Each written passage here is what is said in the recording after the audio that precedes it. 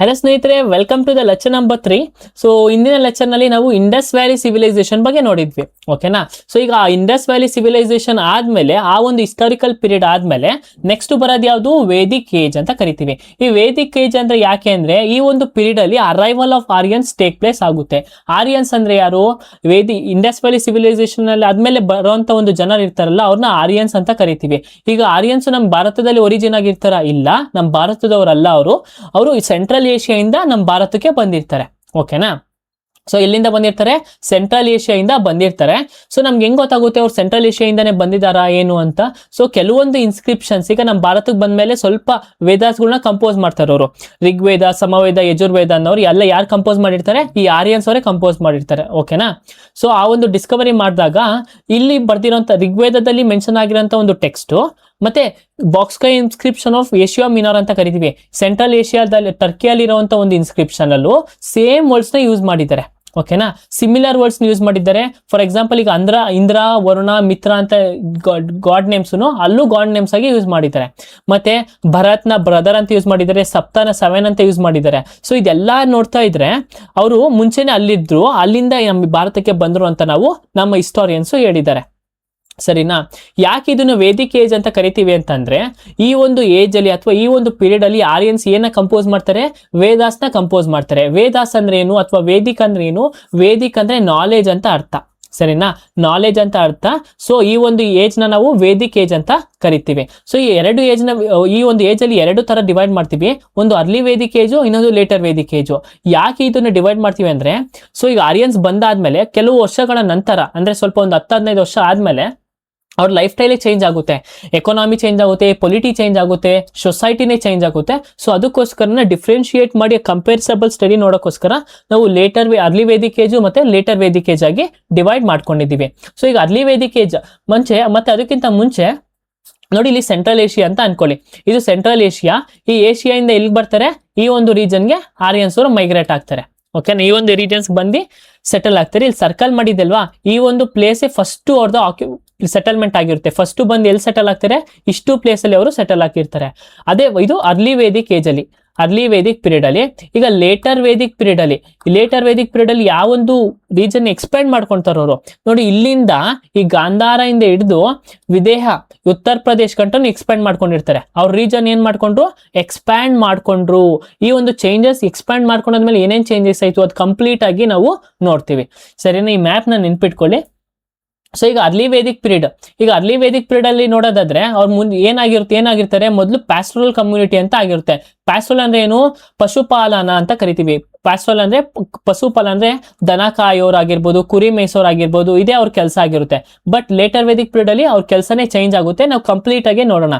ಅದಕ್ಕಿಂತ ಮುಂಚೆ ನಾನು ಹೇಳ್ಕೊಡ್ತೀನಿ. ಈಗ ಹಿಸ್ಟ್ರಿ ಯಾವುದೇ ಓದ್ಬೇಕಾದ್ರೂ ಫಸ್ಟ್ ನಾವೇನು ಓದ್ಬೇಕು? ಪೊಲಿಟಿ ಓದ್ಬೇಕು. ಅಂದ್ರೆ ಆ ಒಂದು ಪೀರಿಯಡ್ ನ ಪೊಲಿಟಿ ಹೇಗಿತ್ತು, ಆಮೇಲೆ ಎಕಾನಮಿ ಓದ್ಬೇಕು, ಸೊಸೈಟಿ ಬಗ್ಗೆ ಓದ್ಬೇಕು, ಅದಾದ್ಮೇಲೆ ನೆಕ್ಸ್ಟ್ ಆರ್ಟ್ ಅಥವಾ ಆರ್ಕಿಟೆಕ್ಚರ್. ಇದಕ್ಕಿಂತ ಮುಂಚೆ ಇನ್ ಕೇಸ್ ಏನಾದ್ರು ನಮ್ಗೆ ಲಿಟ್ರರಿ ಎವಿಡೆನ್ಸಸ್ ಇದ್ರೆ ನಾವು ಫಸ್ಟ್ ಏನ್ ಓದ್ಬೇಕು? ಲಿಟ್ರರಿ ಎವಿಡೆನ್ಸಸ್ ನ ಓದ್ಬೇಕಾಗುತ್ತೆ. ಓಕೆನಾ. ಈ ಫಾರ್ಮುಲಾನ ಯೂಸ್ ಮಾಡಿ. ಇನ್ ಕೇಸ್ ನಮ್ಮ ಹತ್ರ ಲಿಟ್ರರಿ ಎವಿಡೆನ್ಸಸ್ ಇಲ್ಲ ಅಂತ ಅಂದ್ರೆ ಡೈರೆಕ್ಟ್ ನಾವು ಪೊಲಿಟಿಯಿಂದ ಸ್ಟಾರ್ಟ್ ಮಾಡಬಹುದು. ಸೊ ಈ ಒಂದು ವೇದಿಕ್ ಪೀರಿಯಡ್ ಬಂದಾಗ ನಮ್ಮ ಹತ್ರ ಏನಿದೆ? ಲಿಟ್ರರಿ ಎವಿಡೆನ್ಸಸ್ ಇದೆ. ಸೊ ಅದಕ್ಕಾಗಿ ನಾವು ಲಿಟ್ರರಿ ಎವಿಡೆನ್ಸಸ್ ನ ಫಸ್ಟ್ ನೋಡೋಣ. ವೇದಿಕ್ ಪೀರಿಯಡ್ ಅಲ್ಲಿ ಏನ್ ಕಂಪೋಸ್ ಮಾಡ್ತಾರೆ? ವೇದಾಸ್ ನ ಕಂಪೋಸ್ ಮಾಡ್ತಾರೆ. ನಮ್ಗೆ ಗೊತ್ತು ಮೇಜರ್ ಆಗಿ ಎಷ್ಟು ವೇದಾಸ್ ಇದೆ? 4 ವೇದಾಸ್ ಇದೆ. ಎಲ್ಲರಿಗೂ ಗೊತ್ತಿರುತ್ತೆ. ಋಗ್ವೇದ, ಸಮವೇದ, ಯಜುರ್ವೇದ ಮತ್ತೆ ಅಥರ್ವ ವೇದ ಅಂತ ಕಂಪೋಸ್ ಮಾಡ್ತಾರೆ. 4 ವೇದಗಳು ಇರುತ್ತೆ. ಇಷ್ಟೊಳಗೆ ಯಾವ್ದು ಇಂಪಾರ್ಟೆಂಟ್ ಎಕ್ಸಾಮ್ ಅಲ್ಲಿ ಕೇಳೋದಂದ್ರೆ ಋಗ್ವೇದ ಬಗ್ಗೆ ಜಾಸ್ತಿ ಕೇಳ್ತಾರೆ. ಋಗ್ವೇದ ಬಗ್ಗೆ ಜಾಸ್ತಿ ಕ್ವಶನ್ಸ್ ಏನ್ರಿಂದ ಬರುತ್ತೆ? ಋಗ್ವೇದದಿಂದನೇ ಬರುತ್ತೆ. ಸೊ ಅದನ್ನ ನಾವು ಸ್ವಲ್ಪ ಬ್ರೀಫ್ ಆಗಿ ನೋಡೋಣ. ಋಗ್ವೇದ ಅಂದ್ರೆ ಏನು? Collection of hymns. ಆ ಒಂದು ವೇದದಲ್ಲಿ ಹೈಮ್ಸ್ ಅಂದ್ರೆ ಶ್ಲೋಕಗಳನ್ನ ಕಲೆಕ್ಟ್ ಮಾಡಿರ್ತಾರೆ. ಸರಿನಾ. ಸೊ ಕಲೆಕ್ಷನ್ ಆಫ್ ಹೈಮ್ಸ್ ನ ಏನಂತ ಕರಿತೀವಿ ನಾವು? ಸೂಕ್ತಾಸ್ ಅಂತ ಕರಿತೀವಿ. ಏನಂತ ಕರಿತೀವಿ? ಇದು ಸ್ಯಾನ್ಸ್ಕ್ರಿಟ್ ವರ್ಡ್ ಸೂಕ್ತಾಸ್. ನೆನ್ಪಿಟ್ಕೊಳ್ಳಿ, ಸ್ಯಾನ್ಸ್ಕ್ರಿಟ್ ವರ್ಡ್ ನಮ್ಗೆ ನೆನ್ಪಿರ್ಬೇಕು. ಈಗ ನೆಕ್ಸ್ಟ್ ಸಮವೇದ ಅಂತ ಬಂದ್ರೆ ಈಗ ಮೆಲೋಡಿಸ್ ಅಂಡ್ ಚಾಂಟಿಂಗ್ಸ್ ಇನ್ ಸ್ಯಾಕ್ರಿಫೈಸ್. ಈಗ ಮಂತ್ರ ಹೇಳೋದಾಗಿರ್ಬೋದು, ಆ ಮಂತ್ರನ ಬರ್ಕೊಂಡಿರೋದಾಗಿರ್ಬೋದು, ಮಂತ್ರದ ಬುಕ್ ಆಗಿರ್ಬೋದು, ಅದು ಎಲ್ಲಿ ರೆಕಾರ್ಡ್ ಮಾಡಿರ್ತಾರೆ? ಸಮವೇದದಲ್ಲಿ ಮೆನ್ಷನ್ ಆಗಿರುತ್ತೆ. ಈಗ ಯಜುರ್ವೇದ ಅಂತ ಬಂದಾಗ ರಿಚುವಲ್ಸ್ ಅಂಡ್ ಸ್ಯಾಕ್ರಿಫೈಸ್ ಫಾರ್ಮಲ್ಸ್. ಈಗ ಒಂದು ಗಣಪತಿ ಹೋಮ ಮಾಡ್ಬೇಕು ಅನ್ಕೊಳ್ಳಿ, ಹೋಮ ಮಾಡ್ಬೇಕಾದ್ರೆ ಮಂತ್ರ ಹೇಳ್ತಿರ್ತಾರಲ್ವಾ, ಕಂಟಿನ್ಯೂಸ್ ಆಗಿ ಮಂತ್ರ ಹೇಳ್ತಿರ್ತಾರಲ್ವಾ, ಅದನ್ನ ಎಲ್ಲಿ ಮೆನ್ಷನ್ ಮಾಡಿದ್ದಾರೆ? ಯಜುರ್ವೇದದಲ್ಲಿ ಮೆನ್ಷನ್ ಮಾಡಿದ್ದಾರೆ. ಈಗ ಅಥರ್ವ ವೇದ ಅಂತ ಬಂದ್ರೆ, ಅಥರ್ವ ವೇದ ಏನ್ರ ಬಗ್ಗೆ ಮಾತಾಡುತ್ತೆ? Majorly they deals with black magic, ಮಾಟ ಮಂತ್ರ, ತಂತ್ರಗಳು, ಕುತಂತ್ರಗಳು ಅದ್ರ ಬಗ್ಗೆ ಮಾತಾಡುತ್ತೆ. ಸೊ ಇದಿಷ್ಟು ವೇದಾಸ್ಗಳ ಬಗ್ಗೆ ಆಯ್ತು. ಈಗ ಈ ವೇದಾಗ ಅಂತ ನೋಡಿದ್ರೆ, ಈ ವೇದ ಅಂದ್ರೆ ನೋಡಿದ್ರೆ, ಇದು ವೇದಾಸ್ ಯಾಕೆ ಸ್ಪೆಷಲ್ ಅಂತ ಅಂದ್ರೆ, they are the oldest text in our Indian history. ಓಕೆನಾ, ಓಲ್ಡೆಸ್ಟ್ ಸ್ಯಾಕ್ರೆಡ್ ಟೆಕ್ಸ್ಟ್, ಅಥವಾ ನಮ್ಮ ಹಿಂದೂಯಿಸಮ್ಗೆನೋ ಒಂದು ಸ್ಯಾಕ್ರೆಡ್ ಟೆಕ್ಸ್ಟ್ ಅಂತ ಅನ್ಬೋದು ಯಾವುದು? ವೇದಾಸ್ನ. ಓಕೆನಾ, ಈ ವೇದ ಅಂತ ಅಂದ್ರೆ ಏನು? ವಿದ್ ಅಂತ ಕರಿತೀವಿ. ವಿದ್ ಅಂದ್ರೆ ನಾಲೆಜ್, ನಾನು ಮುಂಚೆನೆ ಹೇಳಿದ್ದೆ.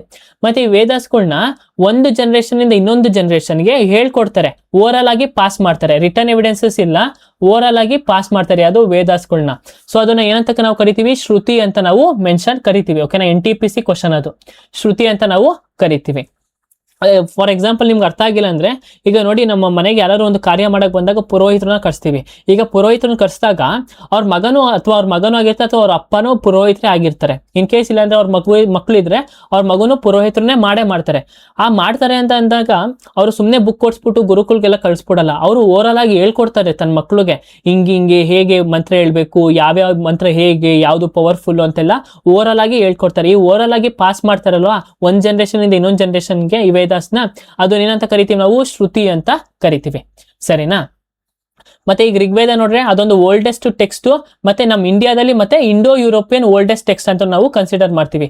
ಆ ಋಗ್ವೇದದಲ್ಲಿ 1028 ಶ್ಲೋಕಗಳೈತೆ, ಮತ್ತೆ ಗಾಯತ್ರಿ ಮಂತ್ರ ಅದ್ರೊಳಗೆ ಮೆನ್ಷನ್ ಆಗಿದೆ. ನಾವು ಋಗ್ವೇದನ ನೆಕ್ಸ್ಟ್ ಸ್ಲೈಡ್ ಅಲ್ಲಿ ಪೂರ್ತಿಯಾಗಿ ನೋಡೋಣ. ಮತ್ತೆ ಈ ವೇದಾಸ್ಗಳನ್ನ 4 ತರ ಆಗಿ ಸಬ್ ಡಿವೈಡ್ ಮಾಡಿದೀವಿ. ಯಾವ್ದ್ಯಾವ್ದು? ಸಂಹಿತಾಸ್, ಬ್ರಾಹ್ಮಣಾಸ್, ಅರಣ್ಯಕ ಮತ್ತೆ ಉಪನಿಷದ್. ಸಂಹಿತಾಸ್ ಅಂದ್ರೆ ಏನು? ಕಲೆಕ್ಷನ್ ಆಫ್ ಹೈಮ್ಸ್ ಅಂತ ಕರಿತೀವಿ. ಏನು? Collection of hymns. ಈ ಕಲೆಕ್ಷನ್ ಆಫ್ ಹೈಮ್ಸ್ ಏನಂತ ಕರಿತೀವಿ ನಾವು? ಸೂಕ್ತಾಸ್ ಅಂತ ಕರಿತೀವಿ. ಸಂಸ್ಕೃತ್ ವರ್ಡ್ ಅಲ್ಲಿ ಸೂಕ್ತಾಸ್ ಅಂತ ಕರಿತೀವಿ. ಬ್ರಾಹ್ಮಣಾಸ್ ಅಂದ್ರೆ ಯಾಕೆ ಅವ್ರನ್ನ ಸಬ್ ಡಿವಿಷನ್ ಮಾಡಿದೀವಿ ಅಂದ್ರೆ, ಬ್ರಾಹ್ಮಣಾಸ್ ಮೇನ್ಲಿ ಏನ್ರೊಳಗೆ ಎಂಗೇಜ್ ಆಗಿರ್ತಾರೆ? ರಿಚುವಲ್ ಪ್ರಾಕ್ಟೀಸ್ ಆಗಿರ್ಬೋದು, ಸ್ಯಾಕ್ರಿಫೈಸ್ ಪ್ರೊಸೀಜರ್ಸ್ ಆಗಿರ್ಬೋದು. ಈಗ ನಾವು ಹೋಮ ಯಜ್ಞ ಮಾಡ್ಬೇಕಾದ್ರೆ ಯಾರನ್ನ ಕರ್ಸ್ತೀವಿ? ಪುರೋಹಿತರು ಯಾರಾಗಿರ್ತಾರೆ? ಬ್ರಾಹ್ಮಣರಾಗಿರ್ತಾರಲ್ವಾ. ಸೊ ಅವರು ಸಬ್ ಡಿವಿಷನ್ ಆಫ್ ವೇದದಲ್ಲಿ ಬರ್ತಾರೆ. ಈಗ ಅರಣ್ಯಕರು ಅಂದ್ರೆ ಏನು? ಅವರು ಫಾರೆಸ್ಟ್ ಹರ್ಮಿಟ್ಸ್ ಅಂತ ಕರಿತೀವಿ. ಹರ್ಮಿಟ್ ಅಂದ್ರೆ ಏನು? ಅರಣ್ಯದಲ್ಲಿ ಇರೋರ್ನ ಕರಿತೀವಿ. ಅಂದ್ರೆ ಕಾಡಲ್ಲಿ ಇರ್ತಾರಲ್ವಾ, ಅವ್ರನ್ನ ಅರಣ್ಯಕರು ಅಂತ ಕರಿತೀವಿ. ಉಪನಿಷತ್ ಅಂದ್ರೆ ಯಾರಾದ್ರೂ ಭಕ್ತಿ ಮಾರ್ಗದ ಬಗ್ಗೆ ಮಾತಾಡ್ತಿದ್ರೆ ಅದನ್ನ ಉಪನಿಷತ್ ಅಂತ ನಾವು ಕರಿತೀವಿ. So sub division of Vedas ಯಾವ್ದಾಗಿರುತ್ತೆ? ಸಂಹಿತಾಸ್, ಬ್ರಾಹ್ಮಣಾಸ್, ಅರಣ್ಯಕಸ್ ಮತ್ತೆ ಉಪನಿಷತ್ ಆಗಿರುತ್ತೆ. ಈಗ ನಾವು ಒಂದೊಂದಾಗಿ ಎಲ್ಲಾ ವೇದಗಳನ್ನ ನೋಡ್ಕೊಬರೋಣ.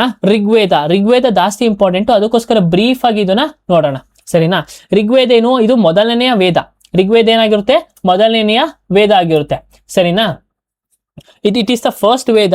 ಆಮೇಲೆ ಇದ್ರೊಳಗೆ ಎಷ್ಟು ಮಂಡಲ ಇರುತ್ತೆ? 10 ಮಂಡಲಗಳು ಇರುತ್ತೆ.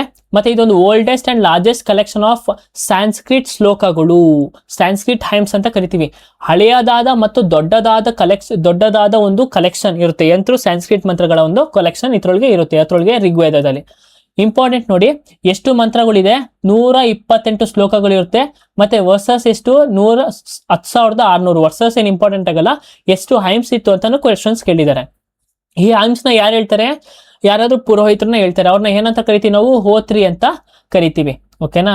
ಈ ಋಗ್ವೇದದಲ್ಲಿ ಎಷ್ಟೊಂದು ದೇವ್ರುಗಳನ್ನ, 100ಕ್ಕಿಂತ ಹೆಚ್ಚು ದೇವ್ರುಗಳನ್ನ ಮೆನ್ಷನ್ ಮಾಡಿದ್ದಾರೆ. ಅದ್ರೊಳಗೆ ಪ್ರಾಮಿನೆಂಟ್ ಅಥವಾ ಇಂಪಾರ್ಟೆಂಟ್ ದೇವ್ರುಗಳು ಯಾವುದು ಅಂತಂದ್ರೆ ಇಂದ್ರ, ಅಗ್ನಿ, ವಿಷ್ಣು, ವರುಣ ಇಂಪಾರ್ಟೆಂಟ್ ದೇವ್ರುಗಳಾಗಿರ್ತಾರೆ. ಮತ್ತೆ ಹೆಣ್ದೇವ್ರುಗಳನ್ನ ಮೆನ್ಷನ್ ಮಾಡಿರ್ತಾರೆ. ಉಷಾ ಮತ್ತೆ ಅದಿತಿನ ಹೆಣ್ದೇವರಾಗಿ ಮೆನ್ಷನ್ ಮಾಡಿದ್ದಾರೆ. ಸರಿನಾ? ಇದಿಷ್ಟು ಋಗ್ವೇದ ಬಗ್ಗೆ. ನೆಕ್ಸ್ಟ್ ಕ್ವಶನ್ಸ್ ಎಲ್ಲಿಂದ ರೈಸ್ ಆಗುತ್ತೆ ಅಂದ್ರೆ 10th ಮಂಡಲ. ಈ 10 ಮಂಡಲಗಳು ಇದೆಯಲ್ವಾ, ಈ 10 ಮಂಡಲಗಳಿಂದ ಕ್ವಶನ್ಸ್ ರೈಸ್ ಆಗುತ್ತೆ. ಈ 10 ಮಂಡಲಗಳಲ್ಲಿ ನಾನು ಇಂಪಾರ್ಟೆಂಟ್ ಏನೇನು ಹೇಳ್ತೀನಿ ಅದೆಲ್ಲಾನು ಇಂಪಾರ್ಟೆಂಟ್, ಅಷ್ಟೊಂದು ಮಾತ್ರ ಕಳ್ಕೊಳ್ಳಿ. ಈಗ 3ನೇ ಮಂಡಲ ಅಂತ ಬಂದಾಗ 3ನೇ ಮಂಡಲ ಏನ್ರ ಬಗ್ಗೆ ಮಾತಾಡಿರುತ್ತೆ? ಗಾಯತ್ರಿ ಮಂತ್ರ ಬಗ್ಗೆ ಹೇಳಿರ್ತಾರೆ. ಓಕೆನಾ? ಗಾಯತ್ರಿ ಮಂತ್ರ ಯಾರಿಗೆ ಬರ್ದಿರ್ತಾರೆ? ವಸುಮಿತ್ರ ಅನ್ನೋ ಒಬ್ರು ಮುನಿಗಳು ಸಾವಿತ್ರಿ ಅನ್ನೋ ಒಂದು ದೇವ್ರಿಗೆ ಬರ್ದಿರ್ತಾರೆ. ಓಕೆನಾ? ಓಂ ಭೂರ್ ಭುವಸ್ವ ತತ್ಸವಿತುರ್ಣವೈನಂ ಭರ್ಗೋ ದೇವಸ್ಯ ಧೀಮಹಿ ಧಿಯೋ ಯೋ ನಃ ಪ್ರಚೋದಯಾತ್. ಇದು ಗಾಯತ್ರಿ ಮಂತ್ರ ಅಲ್ವಾ, ನಮ್ಮೆಲ್ಲರಿಗೂ ಗೊತ್ತಿರುತ್ತೆ. ಚಿಕ್ಕ ವಯಸ್ಸಲ್ಲಿ ಅಮ್ಮ ಅಪ್ಪ ಎಲ್ಲ ನಿಮ್ಗೆ ಹೇಳ್ಕೊಟ್ಟಿರ್ತಾರೆ. ಓಕೆನಾ? ಈ ಒಂದು ಮಂತ್ರ ಎಲ್ಲಿ ಮೆನ್ಷನ್ ಆಗಿರುತ್ತೆ? 3ನೇ ಮಂಡಲದಲ್ಲಿ ಮೆನ್ಷನ್ ಆಗಿರುತ್ತೆ. ಮತ್ತೆ ಮಂಡಲ 2 to 7 ವೇರ್ ಕ್ರಿಯೇಟೆಡ್ ಫಸ್ಟ್. ಈ 10 ಮಂಡಲದಲ್ಲಿ 2 ರಿಂದ 7 ಮಂಡಲ ಫಸ್ಟ್ ಕ್ರಿಯೇಟ್ ಮಾಡಿರ್ತಾರೆ. ನೀನ್ ಮಿಕ್ಕಿದ್ದು 1, 8, 9, 10 ಲೇಟರ್ ಆಗಿ ಕ್ರಿಯೇಟ್ ಮಾಡಿರ್ತಾರೆ. ಸರಿನಾ? ಈಗ ನೆಕ್ಸ್ಟ್ 10ನೇ ಮಂಡಲಗೆ ಬಂದಾಗ ಈ 10ನೇ ಮಂಡಲದಲ್ಲಿ ಪುರುಷ ಸೂಕ್ತನ ಮೆನ್ಷನ್ ಮಾಡಿರ್ತಾರೆ. ಪುರುಷ ಸೂಕ್ತ ಅಂದ್ರೆ ಏನು? ಒಂದು ಕಾಸ್ಮಿಕ್ ಬ್ಯೂನ. ಈಗ ಈ ಪುರುಷ ಸೂಕ್ತ ಹೇಗೆ ಡಿಸ್ಕ್ರೈಬ್ ಮಾಡಿರ್ತಾರೆ ಅಂತಂದ್ರೆ, ಒಂದು ಪುರುಷನ ಬಾಡಿಯಲ್ಲಿ ಆ ಒಂದು ಬಾಡಿಯಿಂದ ವರ್ಣಗಳು ಎಮರ್ಜ್ ಆಗಿರ್ತಾರೆ. ಓಕೆನಾ? ಅಂದ್ರೆ ಬೇಸ್ಡ್ ಆನ್ ದ ಆಕ್ಯುಪೇಷನ್ ಏನೇನ್ ಮಾಡಿರ್ತಾರೆ ಆ ಒಂದು ಕ್ಯಾಟಗರಿಯಾಗಿ ಡಿವೈಡ್ ಮಾಡ್ತಾರೆ, ಅದನ್ನ ಪುರುಷ ಸೂಕ್ತ ಅಂತ ಕರಿತೀವಿ. ಈಗ ಒಂದು ಪುರುಷನ ಬಾಯಿಂದ ಬಂದವ್ರನ್ನ ಏನಂತ ಕರಿತೀವಿ ನಾವು, ಬ್ರಾಹ್ಮಣಾಸ್ ಅಂತ ಕರಿತೀವಿ. ಓಕೆನಾ. ಆರ್ಮ್ಸ್ ಇಂಡಿಕೇಟ್ ಮಾಡೋರು ಯಾರು, ಕ್ಷತ್ರಿಯಾಸ್. ಥೈಸ್ ನ ಇಂಡಿಕೇಟ್ ಮಾಡೋರು ಯಾರು, ವೈಶ್ಯಾಸ್ ಅಂತ ಕರಿತೀವಿ. ಫೀಟ್ ನ ಇದ್ ಮಾಡೋರು ಯಾರು, ಫೀಟ್ ಇಂದ ಬಂದವರು ಯಾರು, ಶೂದ್ರಾಸ್ ಅಂತ ಕರಿತೀವಿ. ಸೊ ಇದೊಂದು ಪುರುಷ ಸೂಕ್ತದಲ್ಲಿ ಏನು ವರ್ಣ ಸಿಸ್ಟಮ್ ಬರುತ್ತೆ ಅಲ್ವಾ, ಇದನ್ನ 4 ವರ್ಣಗಳು ಅಂತ ಕರಿತೀವಿ. ಈ ಒಂದು 4 ವರ್ಣಗಳು ಡಿಫ್ರೆಂಟ್ ಪಾರ್ಟ್ಸ್ ಆಫ್ ದಿ ಪುರುಷನ ಬಾಡಿಯಿಂದ ಎಮರ್ಜ್ ಆಗಿರುತ್ತೆ, ಸರಿನಾ. ಅದನ್ನ ಪುರುಷ ಸೂಕ್ತ ಅಂತ ಕರಿತೀವಿ. ಇದೇ ಒಂದು 4 ವರ್ಣಗಳು ನೆಕ್ಸ್ಟ್ ಸೊಸೈಟಲ್ ಸ್ಟ್ರಾಟಿಫಿಕೇಶನ್ ಆಗಿ ಡಿವೈಡ್ ಆಗಿರುತ್ತೆ. ನಾನು ಅದನ್ನ ಮುಂಚೆ ನೆಕ್ಸ್ಟ್ ಅಲ್ಲಿ ಬಂದಾಗ ಹೇಳ್ತೀನಿ. ಸೊ ಪುರುಷ ಸೂಕ್ತ ಎಷ್ಟನೇ ಮಂಡಲದಲ್ಲಿ ಮೆನ್ಷನ್ ಆಗಿರುತ್ತೆ, 10ನೇ ಮಂಡಲದಲ್ಲಿ ಮೆನ್ಷನ್ ಆಗಿರುತ್ತೆ. ನೆಕ್ಸ್ಟ್ ಈಗ 9ನೇ ಮಂಡಲದಲ್ಲಿ ಏನ್ ಮೆನ್ಷನ್ ಆಗಿದೆ, ಲಾರ್ಡ್ ಸೋಮ ಅಂತ ಅಂದ್ರೆ ಸಸ್ಯಗಳ ರಾಜ ಅಂತ ಕರಿತೀವಿ. ಸಸ್ಯಗಳ ರಾಜ ಅಂತ ಯಾರನ್ನ ಕರಿತೀವಿ, ಲಾರ್ಡ್ ಸೋಮನ ಕರಿತೀವಿ. 9ನೇ ಮಂಡಲದಲ್ಲಿ ಲಾರ್ಡ್ ಸೋಮನ ಮೆನ್ಷನ್ ಮಾಡಿದ್ದಾರೆ. ಈಗ ಸೋಮರಸ ಅಂತ ಕರಿತೀವಿ. ಸೋಮರಸ ಈಗ ನಾವ್ ಹೆಂಗೆ ರಾಮರಸ ಅಂತೆಲ್ಲ ಕರಿತಿದ್ವೋ ಅವಾಗಿನ ಕಾಲದಲ್ಲಿ ಸೋಮರಸ ಅಂತ ಒಂದಿತ್ತು. ಅದೊಂದು ಏನಾಗಿರುತ್ತೆ, ಒಂದು ಎನರ್ಜಿ ಡ್ರಿಂಕ್ ಆಗಿರುತ್ತೆ. ಈಗಿನ ರೆಡ್ ಬುಲ್ಲು, ಅವಾಗಿನ ಸೋಮರಸ, ಸರಿನಾ.